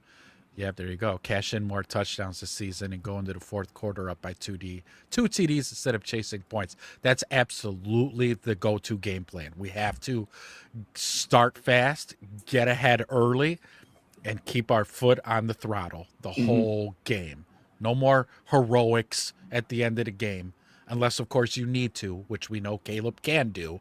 But let's not be in that predicament by doing what Slimbo just said here. Be up by 2 touchdowns going into that fourth quarter and just cruise control it into victory, boys. Yeah. This is a very, very interesting comment to me. L. Harris is in-house and ready. If Dennis Allen does end up failing, do you see L. Harris being the next DC? Absolutely. He's like a shoo-in, actually. So, like, right. If Ben's patience wears thin with DA, Al Harris, boom, the job's yours. It's right here. Mhm. Here it is. Just put your name on the dotted line and it's yours. And Yeah. I would be, as a Bears fan, I'd be like, hell yeah. Oh, yeah. Yeah, give me Al Harris for DC. No doubt. I wonder if that's something that maybe they've been doing without telling us that's what they're doing, actually. Because don't forget, he could have been the DC in Green Bay, but he chose not to. He wanted to stay here with Ben. So is that what he's kind of getting the old, like it's training? He's DC training?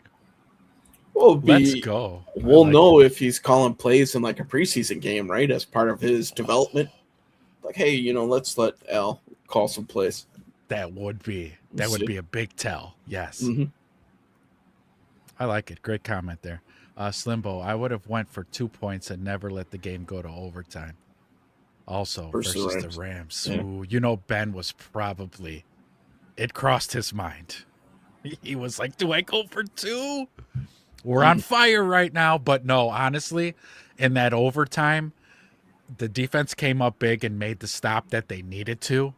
We just really needed to capitalize and to go score. Yeah. That was it. It was right stinking there. The Bears are going to be, they're going to be ready. Ben Johnson he's not playing games. He's not. Hey, we're going to hear about this spring training, the same stories we heard last spring training, that these boys are hitting, they're tackling to the ground.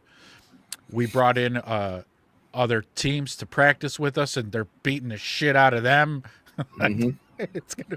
It's gonna be the same thing. Slimbo, Burden and Xavion are 2 pit bulls, dude. Could you imagine those 2 just out there lurking? Yeah, with all that yak. Oh, dude. And then you have Rome out there. I'm expecting big things from Rome. I hate to be hype training on Rome here, but remember his first 5 weeks last season. Yeah. That is what I think we're going to see again. He just needs to stay on the field and be healthy. Don't try to force it if you got a foot injury. Don't try to play through that because you obviously don't look the same. Be 100% Rome, and I guarantee he's still going to be one of Caleb's favorite targets. So he's going to get his balls. He's going to get his touchdowns. I expect big things from Rome. Rome's going to pick up right where he left off from week 5 last year. Yeah. He came out on fire. 5 touchdowns, 300 yards in the first, he was fire. Yep. And everybody's like, well, there's the Rome and Caleb connection we'll see for the next 10 years. Yeah. Mm-hmm. And Slimbo says Al Harris is the future. Last 3 seasons, his units have manifested 95 takeaways, put on a master class with Bland and Diggs in Dallas. He sure did. And master class with Nashon and Bayard last season. Yeah. Yeah, the dude, I don't know what secret techniques he's teaching them, but he knows what he's doing in that DB room. Because, you can't argue with the results that he had in Dallas and with backups in Chicago. Practice squad people. What he got Nashon Wright to play it at a Pro Bowl level. Come on. The dude's a beast of a coach. Beast.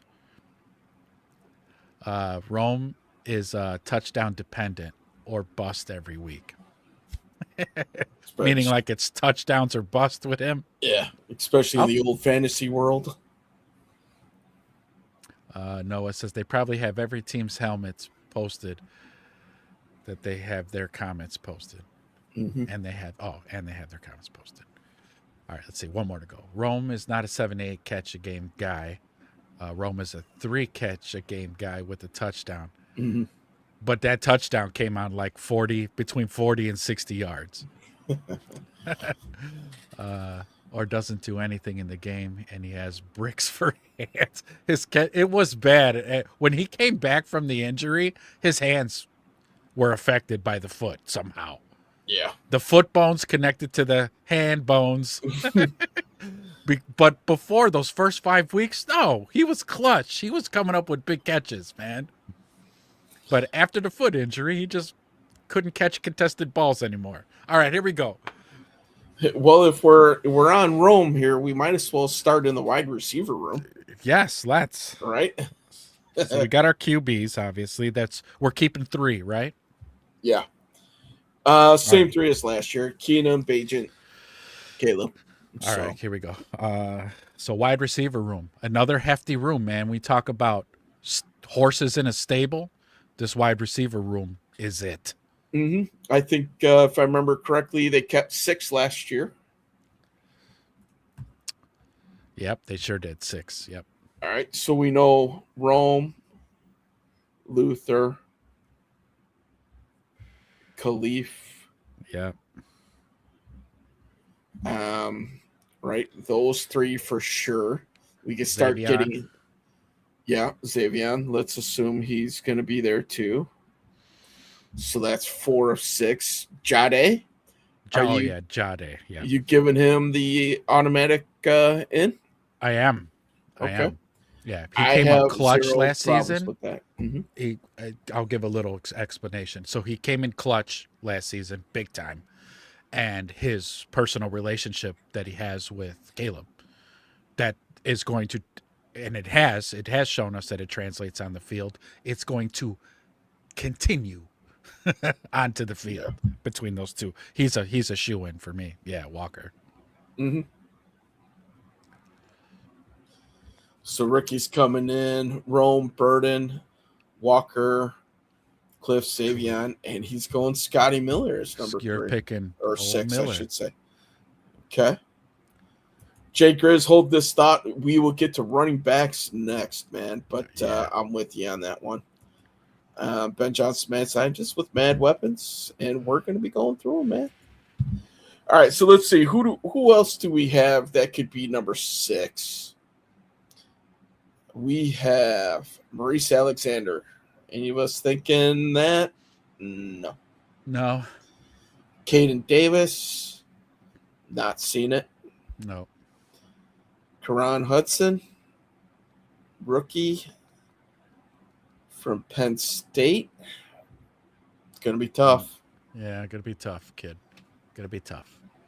Omari Kelly, who a lot of people were high on him before OTAs, but he didn't help himself at all during that. Got Scotty Miller, which Ricky is saying that's his dude. Okay. JP Richardson, who's been a lifetime practice squatter with the Bears. Yeah. I think a special teamer too, ain't he? A special teamer for us? Yeah. Yep. A lifetime. He's only been here a year, but that's his lifetime. So yeah.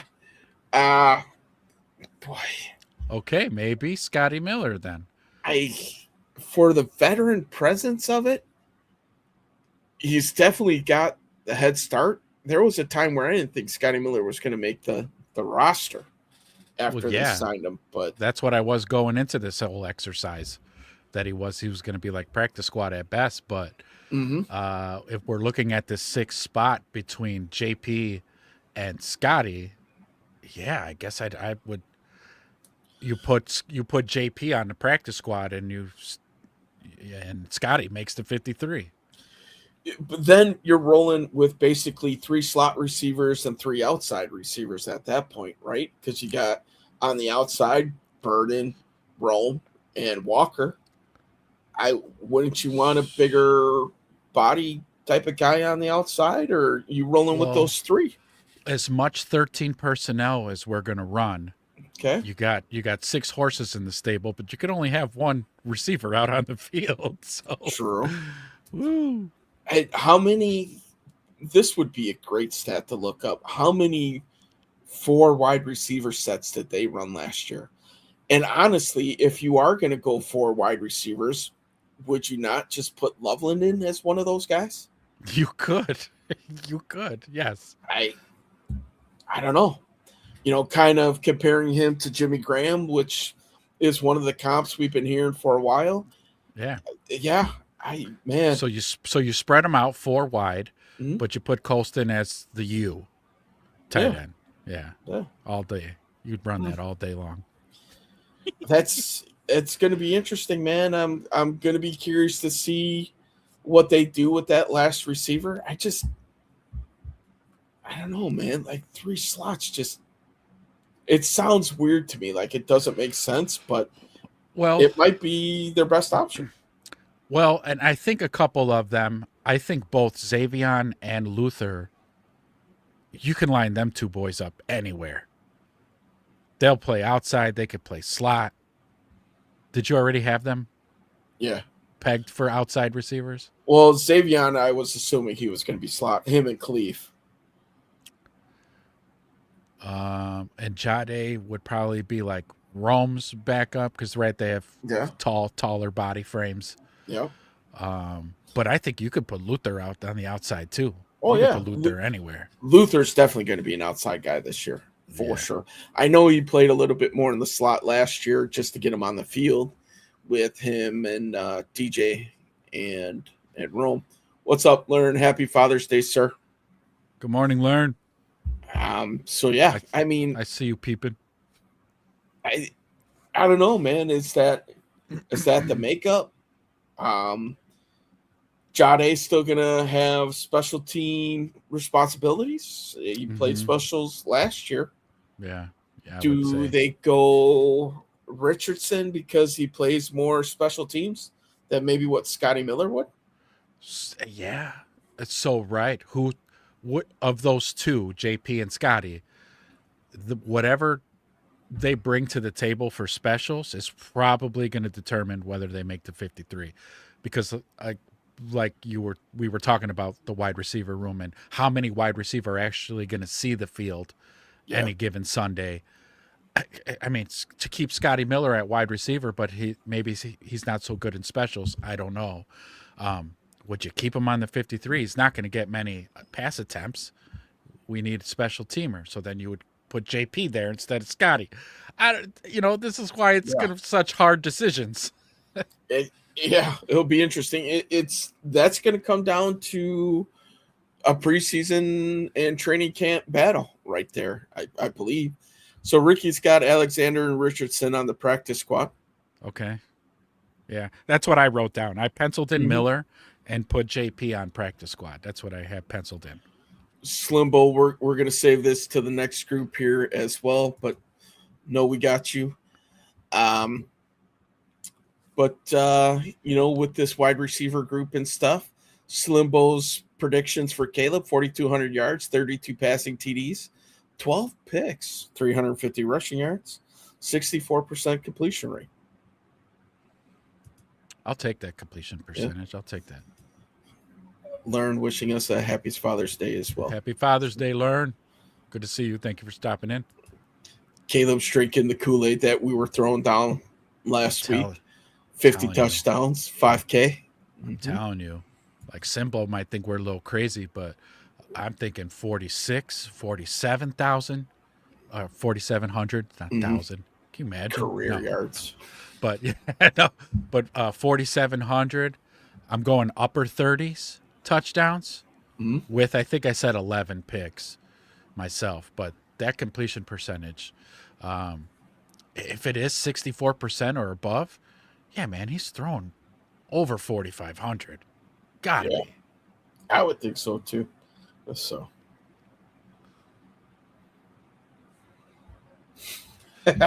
Larry coming in. Slimbo, you think 18's going to double his picks going into year 3? Stop it, man. Well, okay, so the kid does have a good track record for keeping interceptions to a minimum.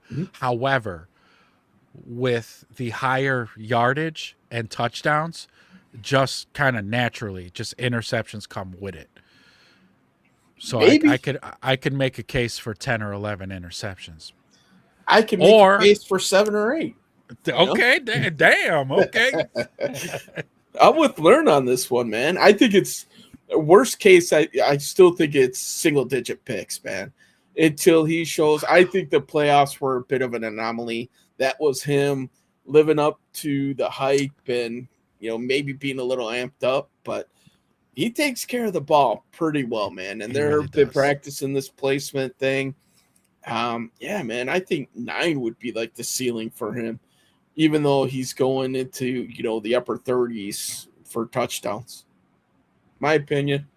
Take it for what it's worth. But I'm with you on this one, Learn. I'm with you, brother. Wow.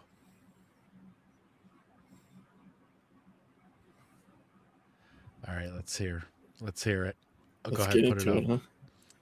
Huh? Question. I know we're joking about Caleb being the guy, but if we can be serious here, with his 5th-year option almost coming up, we're a ways away from that. Do we have to talk? Because let's be real, there are some games. Oh, you must still be typing.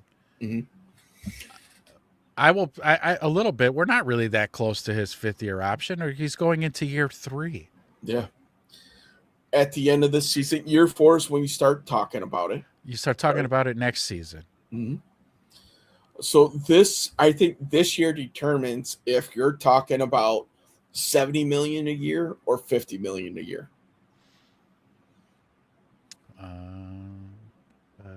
Let's be real. There are some games where he should look good against teams like the Raiders and Saints, and he looked like ass.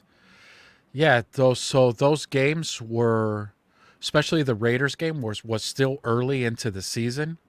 And I'm just going off what Caleb said. He didn't start getting a hang of the offense until the second Vikings game, which was past mid of the season. And the Saints game and the Raiders game, especially the Raiders game, was really early on. He was still processing the offense, trying to learn the offense. So, yeah, your eyes weren't deceiving you. He was struggling a little bit, no doubt. But watch his production later in the season, the second half of the season, and then especially the last 4 or 5 games that he played last season looked way better. It was night and day. Yeah, this year, too, in this offense, that's going to tell you if the kid's talented. We know he's got the arm talent and everything else. But this is going to confirm, I think, for most of us, just how talented this kid is. I'm not going to question the fact that the kid's talented. I mean, the dude's the best quarterback that the Bears have seen in their entire franchise history. Yes. No debate there, right? No. At least for me, there's no debate. Now this tells us, is he going to be a superstar in the league or is he going to be upper echelon? I'm leaning towards that superstar, man. I think he's going to be a top 5 QB. Yeah. He's going to finish putting it all together. The kid's got the drive to do it, the determination. He's got the pedigree. He has all the tools, the arm, the legs, the escapability, the processing power, everything. Yeah. The kid was still learning how to play quarterback from under center. Right. Yeah. It's amazing what happened when they were able to keep him upright. So I just can't get behind this one that they might not extend him. He's getting the extension. The question for me is 50 million or 70 per year. That's the question for me. That's the question. So he is going to get his contract. Right. Is it 50 mil or is it 70 mil? Yeah. See, 50 million as an upper echelon quarterback, or is it 70 million resetting the market as he's going to be one of the best quarterbacks in the league? We'll find out this year, man. All right, we're moving on. But let's go back up to Slimbo was mentioning something about Swift here. Yeah, Monangai, yep. Oh, was there a Monangai one before that? Yeah, we was talking about how he's expecting to see an increased role for Monangai here. So we'll talk about them both for sure. So yeah, let's move to the running back room then. Here we go. Mm-hmm. All right, so 3. I'm pretty sure. We know Swift, Monangai, 100% lock. Yeah. Okay. Who's the third? A lot of people have Roshan in as the third right now because he also plays specials.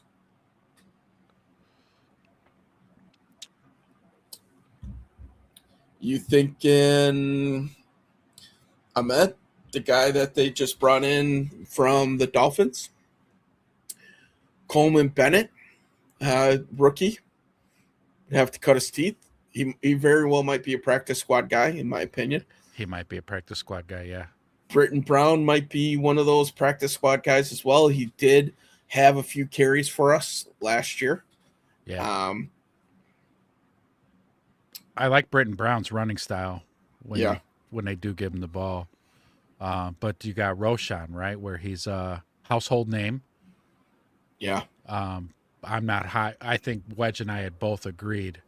I'll speak for myself. Wedge, you add in. I don't think Roshan's making the 53, but he might just on namesake. But I don't think he is when you got some younger guys like, oh, there you go. Ricky says right there. Ricky agrees. Yeah. When you got somebody like Bennett, who maybe will cut his teeth, or Britton Brown, who has shown to me more than what I've seen from Roshan. Roshan has been kind of contributing on special teams, which is great. But that doesn't mean that Britton Brown can't. Yeah. I'm with you, man. I think it's an uphill battle for Roshan Johnson. Look at how he was used the first 2 years. Down in the goal line, bruising back. That's not the style of this run game. This is a zone scheme that Swift and Monangai can run in short yardage, especially Monangai. But Swift surprised me last year, man.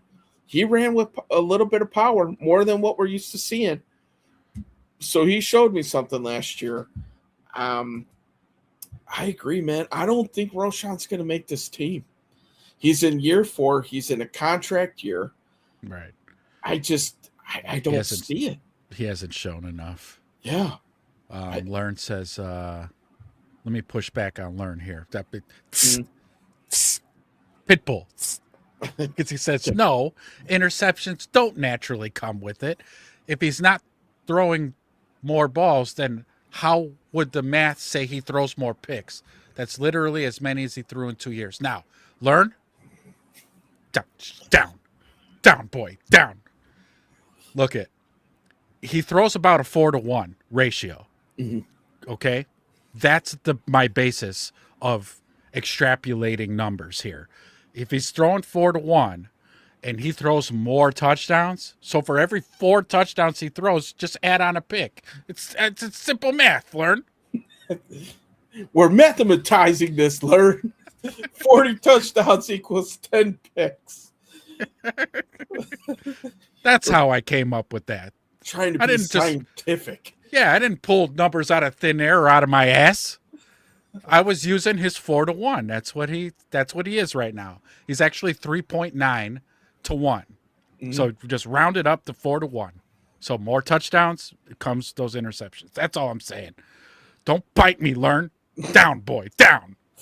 He just pissed on your foot. He did. He peed on my foot, you son of a gun. I'll clean that up later. Let's see. Caleb, Natural Talent, showed up, and they just got a taste of it. That's the truth, Noah. Mm-hmm. We're just seeing the tip of the iceberg. Damien, his first 2 years in the NFL, you dipshit. Get him, boy. Get him. See, this is why he learns roaming the chats. He's like that pit bull just roaming around the chat. Just let's see. Learn he threw for over 7,000 yards in his first 2 years, and you're calling him out for not being perfect. Again, you're a dipshit. Where was your team, Damien? Our team made it to the NFC Championship. I'm not sure. He sounds like a Bears fan, and then sometimes he doesn't sound like a Bears fan. Hey, Vinny. When is the 53-man roster deadline? I think after that third preseason game. Yeah, they pushed it back, so it's not until August 30th. Ooh. Yeah. Yeah, and then all waiver claims must be submitted by Monday, August 31st. Just taking a look here. Okay, we got it. Ricky says he's penciling in the rookie Coleman Bennett to make that third. Okay, you know what? I will be excited to see this kid during preseason, so that I could better draw my own conclusion of what I see on the field. Because I'm okay with it if the kid's balling out. I think we need a change at that spot, anyways. I mean, I'm sorry, Roshan, You've been great, and you've been here through all the absurdity that has been the Bears organization. And I thank you for your service. But it's time to go. Yeah. So, hey, that third position is up for grabs, man. And so if he can show us what he could do, for sure, he can make this team. Okay, Vinny's he's making some Father's Day grub going on, listening to our show. We appreciate you, sir. Let's see, and he says then Brown and Ahmed will make the practice squads. Okay. All the dads getting in on it right now. Dads are getting it. Jay Grizz, he's grilling brats, slicing cheese. Isn't considered cooking. Go FGB, go all day. Coleman looks like a beast on tape. It's going to be fun to watch him this preseason. I can't wait. So Damien says that Roshan could be a backup QB. I mean, he's played both quarterback and running back. So plus, if we're going to trade Bajan, I don't see why we can't try him out for that position. Damien, I love you, man. Jimmy Hoffa, thank you for joining, Jimmy. Thank you so much. He says 58% completion is worth an extension. No, because we're not signing him this year. Yeah. We're going to wait. We're going to wait a little bit. Dude was not the sole reason y'all won those games. For sure. It was a group. It's a team sport. The defense got a lot of interceptions, a lot of turnovers. That helped a lot. There are some of those games. I'll give you this, Jimmy. Like the Raiders game, that was a blocked field goal. So that wasn't Caleb, right? What else was there? There was a couple Eagles other game, we bludgeoned them to death with the run game. So there's that. Yeah. So, I mean, you're right. But, Jimmy, I think a lot of the optimism comes from the late game heroics. Like, I don't know if you're a Bears fan or not. It's hard to tell by your thumbnail or not. But I'll explain a little bit of Bears history if you're unfamiliar. See, when we needed a quarterback to will us back into a game, we've never had that until Caleb. I don't care about his completion percentage. I'll care about it this season. But to have a quarterback put the team on his back and make throws that counted, again, scratch the 58% completion. We pay too much attention to that number right now. When it mattered, did our team win because of him? Yes. And it happened more often than not. Now that it's the off season and the guy is working on ball placement, things like that, to get that, take the check down. You don't always have to be big game hunting. We'll see. And then after this season, if he improves those things and the team and the offense looks better, then we'll talk extension. We're not talking extension right now. I don't know if that counts if I explained it properly, or Wedge, if you wanted to add to anything of that. Not yet, but after a few of these comments, I will. Okay. Learn says he throws a certain number of interceptions per balls thrown. Touchdowns can go up without picks going up, especially if you're not throwing more balls. True. And that could change on his whole play. I was just working off of numbers that we had to work off of right now. He could make that 6-1. Right? Mm-hmm. He could make it 5-1, 8-1. He could make it 10-1. That's not out of the realm. Didn't Pat Mahomes have like 40 touchdowns and 3 interceptions or 4 interceptions one time or something? That was Aaron Rodgers. Oh, that was Aaron Rodgers. Okay, yeah. 9.6 touchdowns to 1 pick. Yeah. Yeah. The best yet. So you make a good point, Learn. I'm hearing you. Jimmy says that context matters, and being as though y'all won those many games, y'all forget about the man gets more credit than your O-line or running backs. Only ignorant fans. Yeah, you must not. This is obviously the first time you watched this show, because that run game and the offensive line got a ton of praise from us. Absolutely. Well, you look at year 1 versus year 2. Caleb Williams got sacked 68 times compared to what was 24 times, I think, last season, 26, 28, somewhere in there. Obviously, that's the offensive line. Yeah. Yeah, you got to give them big boys credit. I mean, I don't know what other Bears fans you talk to, Jimmy, but around here where we like to think we know ball, all credit goes to the offensive line. I don't give a shit if it's we had a great running game. Cool, offensive line. Oh, Caleb threw for this and had time to throw that. Yeah, offensive line. We couldn't sing Ryan Poles' praises anymore for the revamping of what he did to the offensive line last offseason. So you are correct. I agree with your statement. But yeah. When did this offense take off last year? After the bye week, when the offensive line started getting it together. After they started to gel. Absolutely. Damien, you sound like a Packers fan. Let's see, Jimmy. There it goes, nipping our guests. But I'll allow it. Let's see. There are other stats like touchdowns, pass yards, run yards, first downs. Let's see. Did y'all watch every snap? Every snap. We're Bears fans, so we didn't miss a snap all season. Did y'all watch every snap? Only talk about the highlights to media, feed y'all to keep y'all engaged. No, I mean, we're Bears fans, so we literally watched every snap. And then go back and rewatch the game a second time. Yeah. Delusional team. Who's your team, Jimmy? Come on, man. Let us know. Let us know who your team is.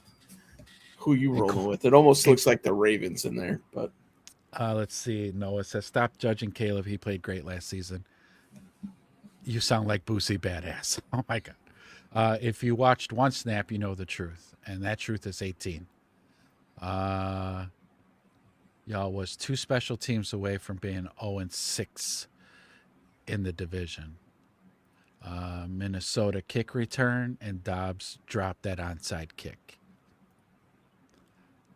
Something wrong with Damien. know when to say no. Oh, Hoffa's a Green Bay fan? Well, welcome, damn it. Welcome. You're behind enemy lines, but, you know. Yeah. We're civil enough to talk to Packers fans. Jimmy, again, you dumbass. Every winning team is a few key situations away from a shitty season. You'd think that he would know this as a Packers fan. Yeah. A la Micah Parsons, Tucker Kraft. All that. Their kicker, Munson, what's his name? McGinnis. Yeah. Yeah. You would think he would know that. Maybe that's where his anger is coming from. I don't know. With his y'alls and stuff like that, that's not a Green Bay, Wisconsin type of thing. So it could be Milwaukee. He could be from Milwaukee. He gets more credit than your running backs and O-line who carried y'all last year. So, yeah, unfortunately, that's how the NFL works. If the team does well, the quarterbacks get the praise. And when the team does bad, the quarterback gets blamed. That's kind of what comes with it. Your running backs and your O-line was better at their position than Caleb was at his. We had a top 5 offensive line. Was Caleb top 5 at his position? No. See, I could be civil. You make a good point there. Let's see. These goddamn cheeseheads are here. Yeah. AC Adam laughs and then, okay, lets us know. Cheese. Go Pack Go. That's fine. We have another resident Packers fan who hangs out with us. We can razzle each other and bust each other's balls. It's fine. Because, again, at the end of the day, we're just cavemen who are American, who love barbecue and watching sports. Yeah. Yeah, so I can roll with you, Jimmy, man. Thank you much, though, for chatting and hanging out with us. We appreciate it, dude.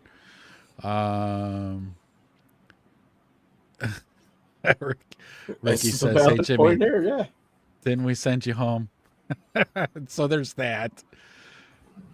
58% of completion is perfect season. Oh, and for the person who asked if I was a Packers fan, I don't know. Oh, come on, Damien. The rivalry has definitely been renewed, Jimmy. That is for sure. So yeah, I'll agree with that. I mean, because for the longest time, it wasn't. You guys just absolutely owned it. Did. Facts. Was real thing. Saw it year after year. Oh, God. So I'll support regardless, yes. And I would say you have to.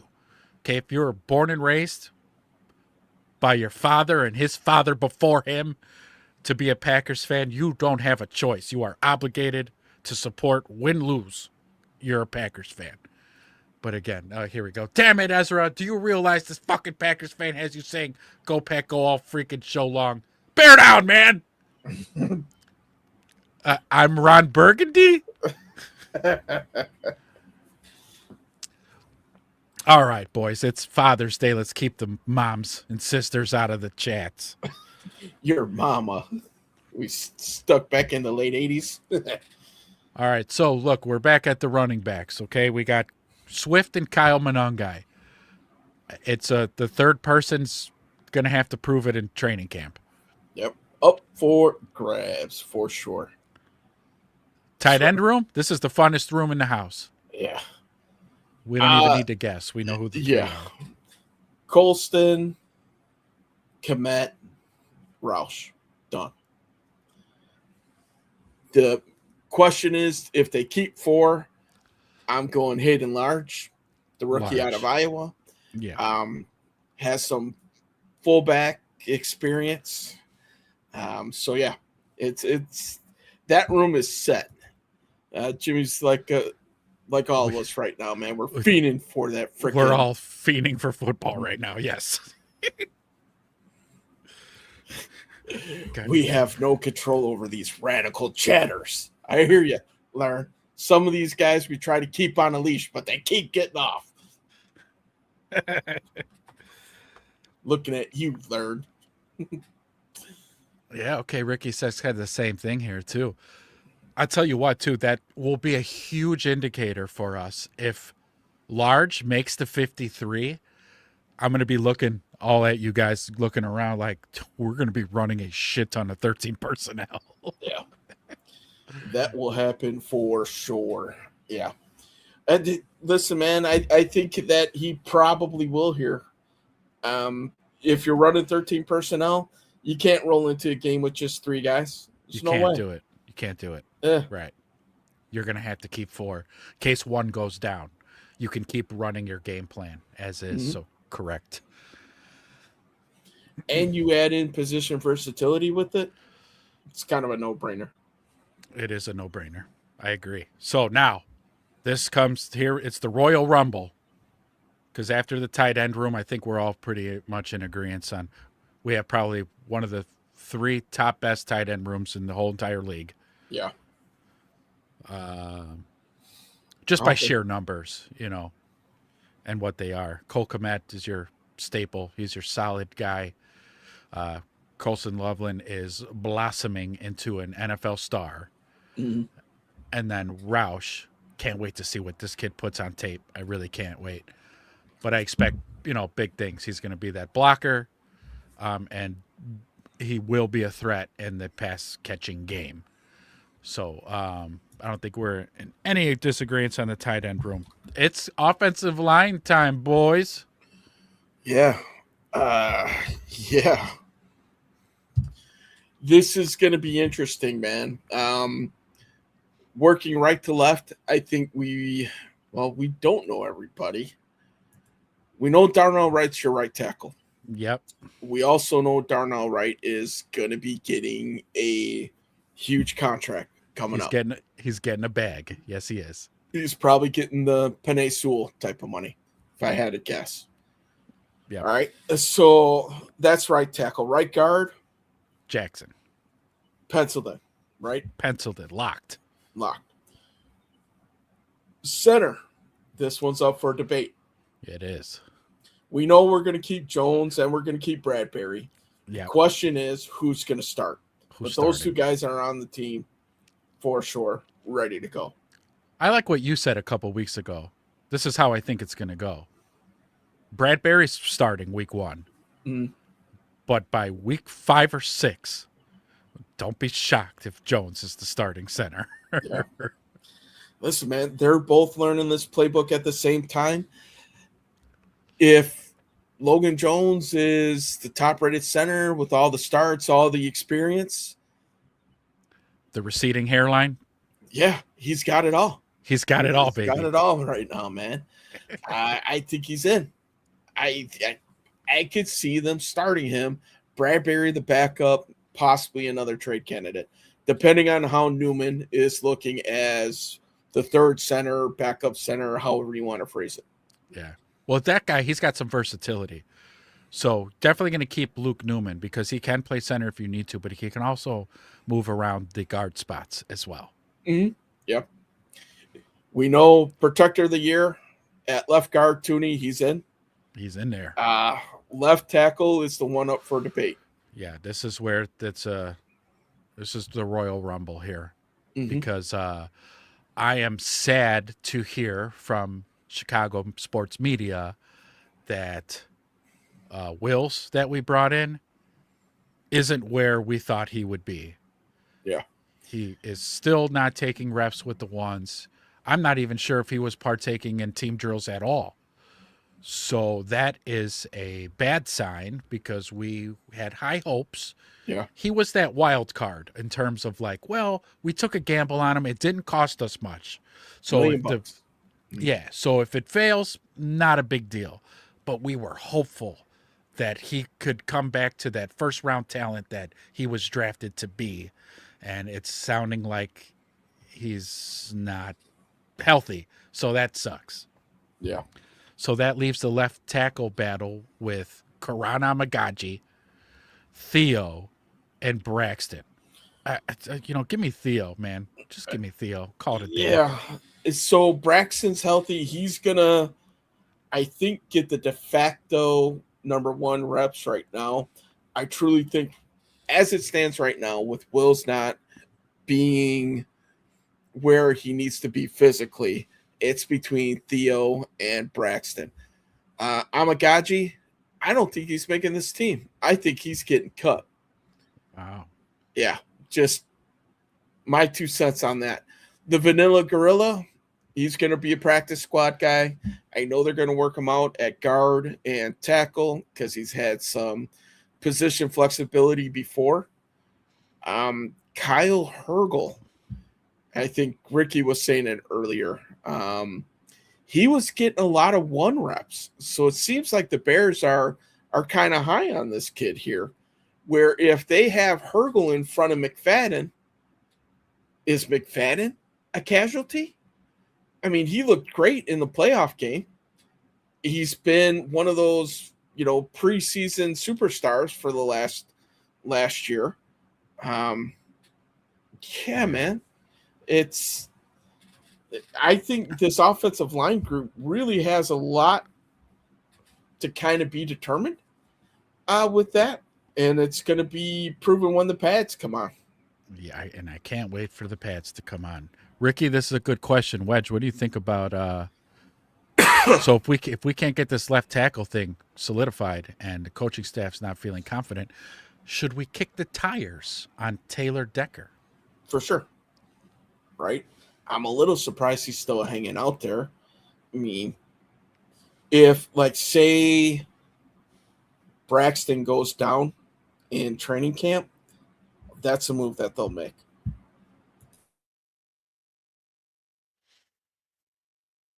I could see that.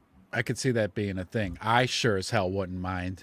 Again, if Braxton, they put the pads on, and Braxton still can't stop a bull rush, you put Theo in. But if Theo doesn't have the experience that you think you want to be protecting your whole franchise quarterback's blind side, then yeah, maybe you give Decker a call. Ask him how you feeling, buddy. How's the wife? How's the kids? Tell you what, why don't we fly you out? Have lunch. Yeah, you still in shape? Yeah. Still lifting weights? Yeah, good, great. So this is Ricky's lineup, who we're keeping: Braxton, Tooney, Bradbury, Jackson, Wright, Bennett, Jones, Newman, Wills, and McFadden. McFadden's pretty damn good. Yeah, I would assume that he should be able to make the roster. Maybe they were just giving Hergel some of these reps to see what they have. I don't know. Jay Grizz going a little bit off topic. That's fine. He says, excuse me for straying off topic, fellas. I tapped in late today, and I know you discussed defense already, but what's with all the news I'm hearing with Vita Vea and the connection with the Bears? Wedge, you got any Leverage news? play, I think, with that. It's a lot of the smoke right now is it's a player who's not happy with his contract.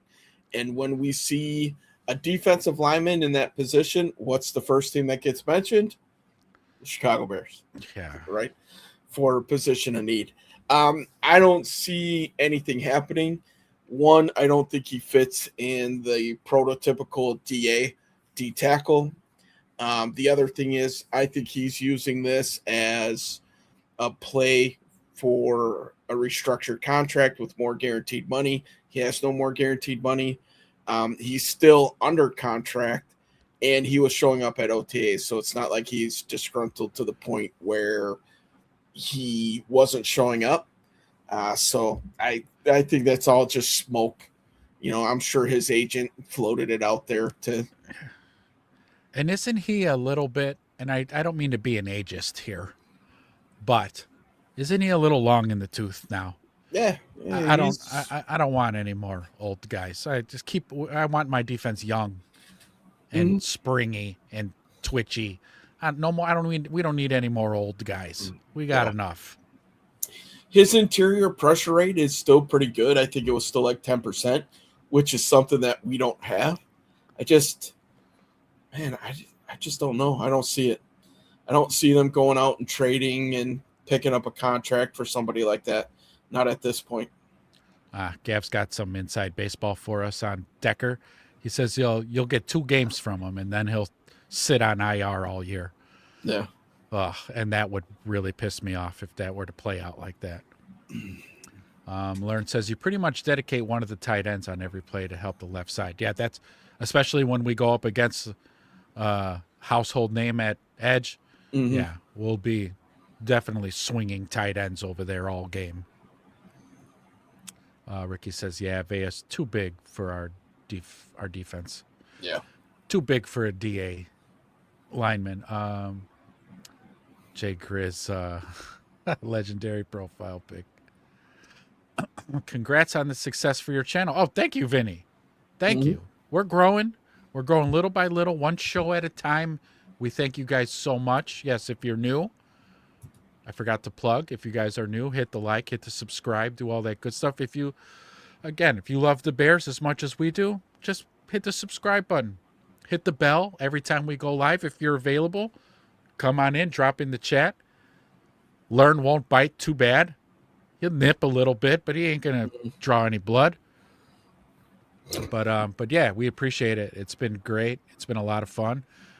Learn doesn't like it, but when we let opposing fan bases come in here and give their 2 cents, he doesn't like it, but he gets the gist of it. Yeah. We're building a thing here. I don't want to kick out guests when they're, quote unquote paying customers. They subscribe, they paid to be here. We're running a business now. When they get disrespectful, that's when things will go crazy. But they've been cordial. Even Don Burr. Don Burr graces our chats quite often. He's respectful. He razzles us up, gets us all a little pissy, but he's respectful about it. So he's allowed here.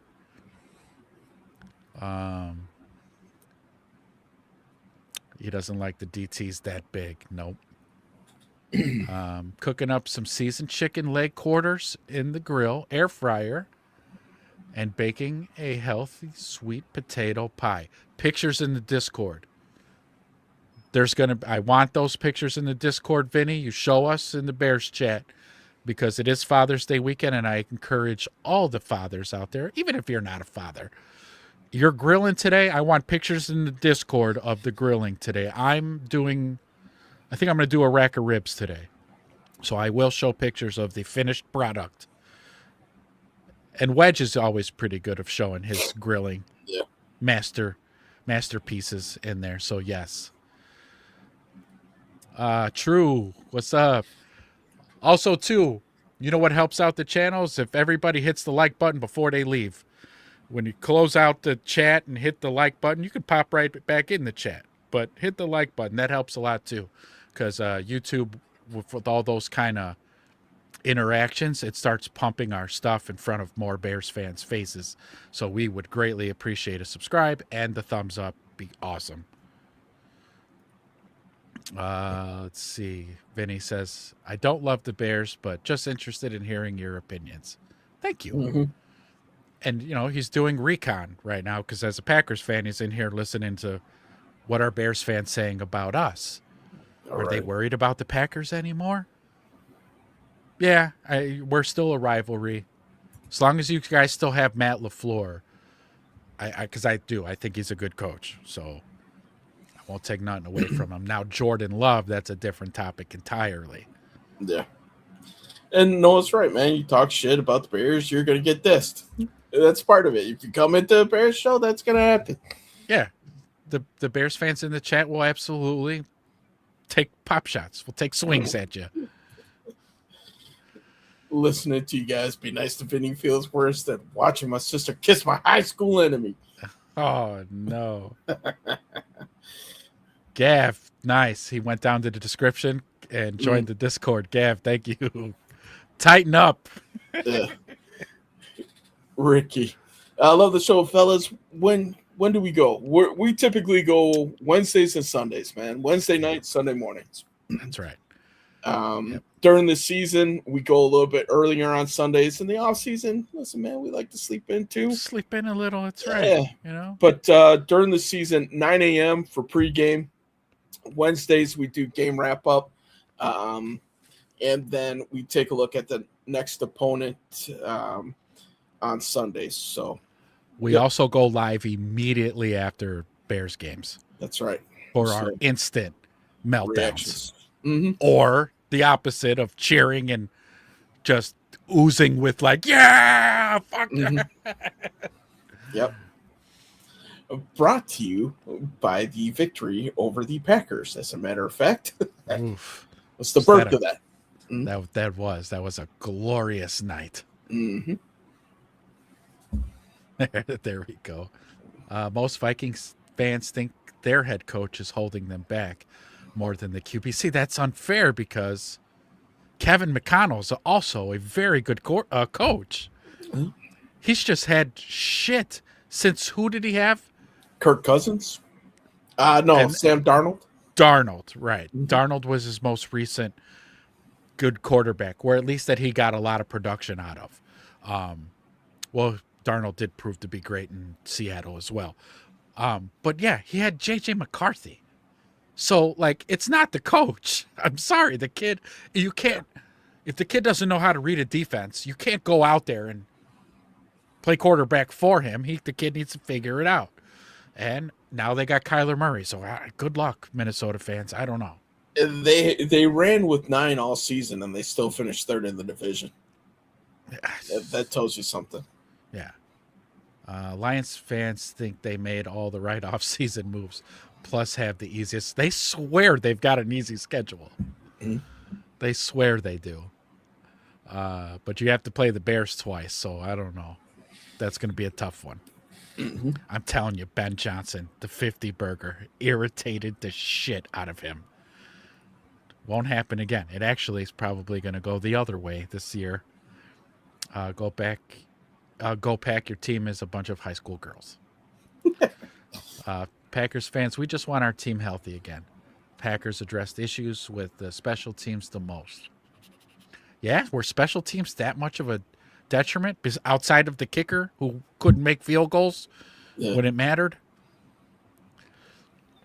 And then, health. That's a tough one, man. When teams suffer from health, that like just derails your whole season. As any sports fans know, your best players, they get hurt and they're all gone all season. You can't help but to feel all the wind being taken out of your sails. We were like, well, that's it. Okay, that's it. Mhm. Well, great. Thanks for that. Our season's over now. It sucks. And then for you to hear that you're not going to get Micah Parsons back till middle of the season, it sucks. And I want to beat the Packers with your guys' full roster because I don't want any excuses when the Bears win to go, well, we didn't have Micah, or, Christian Watson was hurt. I don't want to hear none of it. Yeah. I want to beat your best so that we can fully be insufferable. Mm-hmm. Let's see. You guys said Swift numbers were much better last season. The reason was because the Bears fixed up the offensive line very well. Yeah, absolutely. They did. And then they worked on, Ben said during that bye week in week 5, that's what he didn't concentrate on the pass game at all. He wanted that run game fixed. And boy, did they. Yeah. Gav says Lions are so taken with the easy schedule narrative, yet no run stoppers and no secondary. Please. That's why he's tightened up. Oh, man. The Lions drafted a very good edge rusher. They did, right? Who'd they get? Derek Moore from Michigan. From Michigan. Though, yeah. I forgot who was saying earlier that he's in a competition. He might not even get the start. So, still, it'd be good. Nice. Mm-hmm. It's gonna be a good rotational piece. Yeah, we'll see. They already got Aiden Hutchinson. That kid's enough of a problem. Your team still talks shit way too much, just like Boosie, Badass, and Drake. Well, we did have that Packers fan earlier come rolling through here, guns a-blazing. Yeah. With y'alls. Let's see. Lions drafted one potential starter, Miller. The draft was horrible. Miller will get Goff killed in game 2. The right tackle. Oh. Yeah. All right. Well, I think, was that it? Our left tackle, we're going to see what we have when they put the pads on. Yeah. It's where it's going to be determined, so. But other than that, it's a great show. Again, before you guys leave, we're going to wrap up here, give our salutations. But you guys hit the like button for us. Again, pump us into the algorithm. We really greatly appreciate it. If you are new to the channel, subscribe. If you're watching on Twitter or on Facebook right now, hit the links to the YouTube channel and subscribe to the channel. Be part of the team. Mm-hmm. We're growing this thing. If you love Bears as much as we do, you're not going to want to miss these shows. And again, not to mention all the other things that we're doing. And you know what, too, you guys? In the Discord, if you guys want to be, because we have to start setting these brackets for the Are You Smarter Than a Packers Fan? We need you guys to drop it in the Discord. Say, hey, we're in. And can you do the Sunday morning show or can you do the Wednesday night show? Yep. Because we guys really need you guys to commit so that we can set those brackets so that we can do those shows. We don't want to procrastinate too much longer because we're getting close. If we need to end the submissions, I think we have 8 right now. We'll just set the brackets with 8 contestants, but just let us know. Mm-hmm. So yeah. Next time we talk about how good Cam Ward is over. We could definitely cover that. Yeah. Gav, we could definitely cover that. But we're not liars, so we're going to give it to you how it is.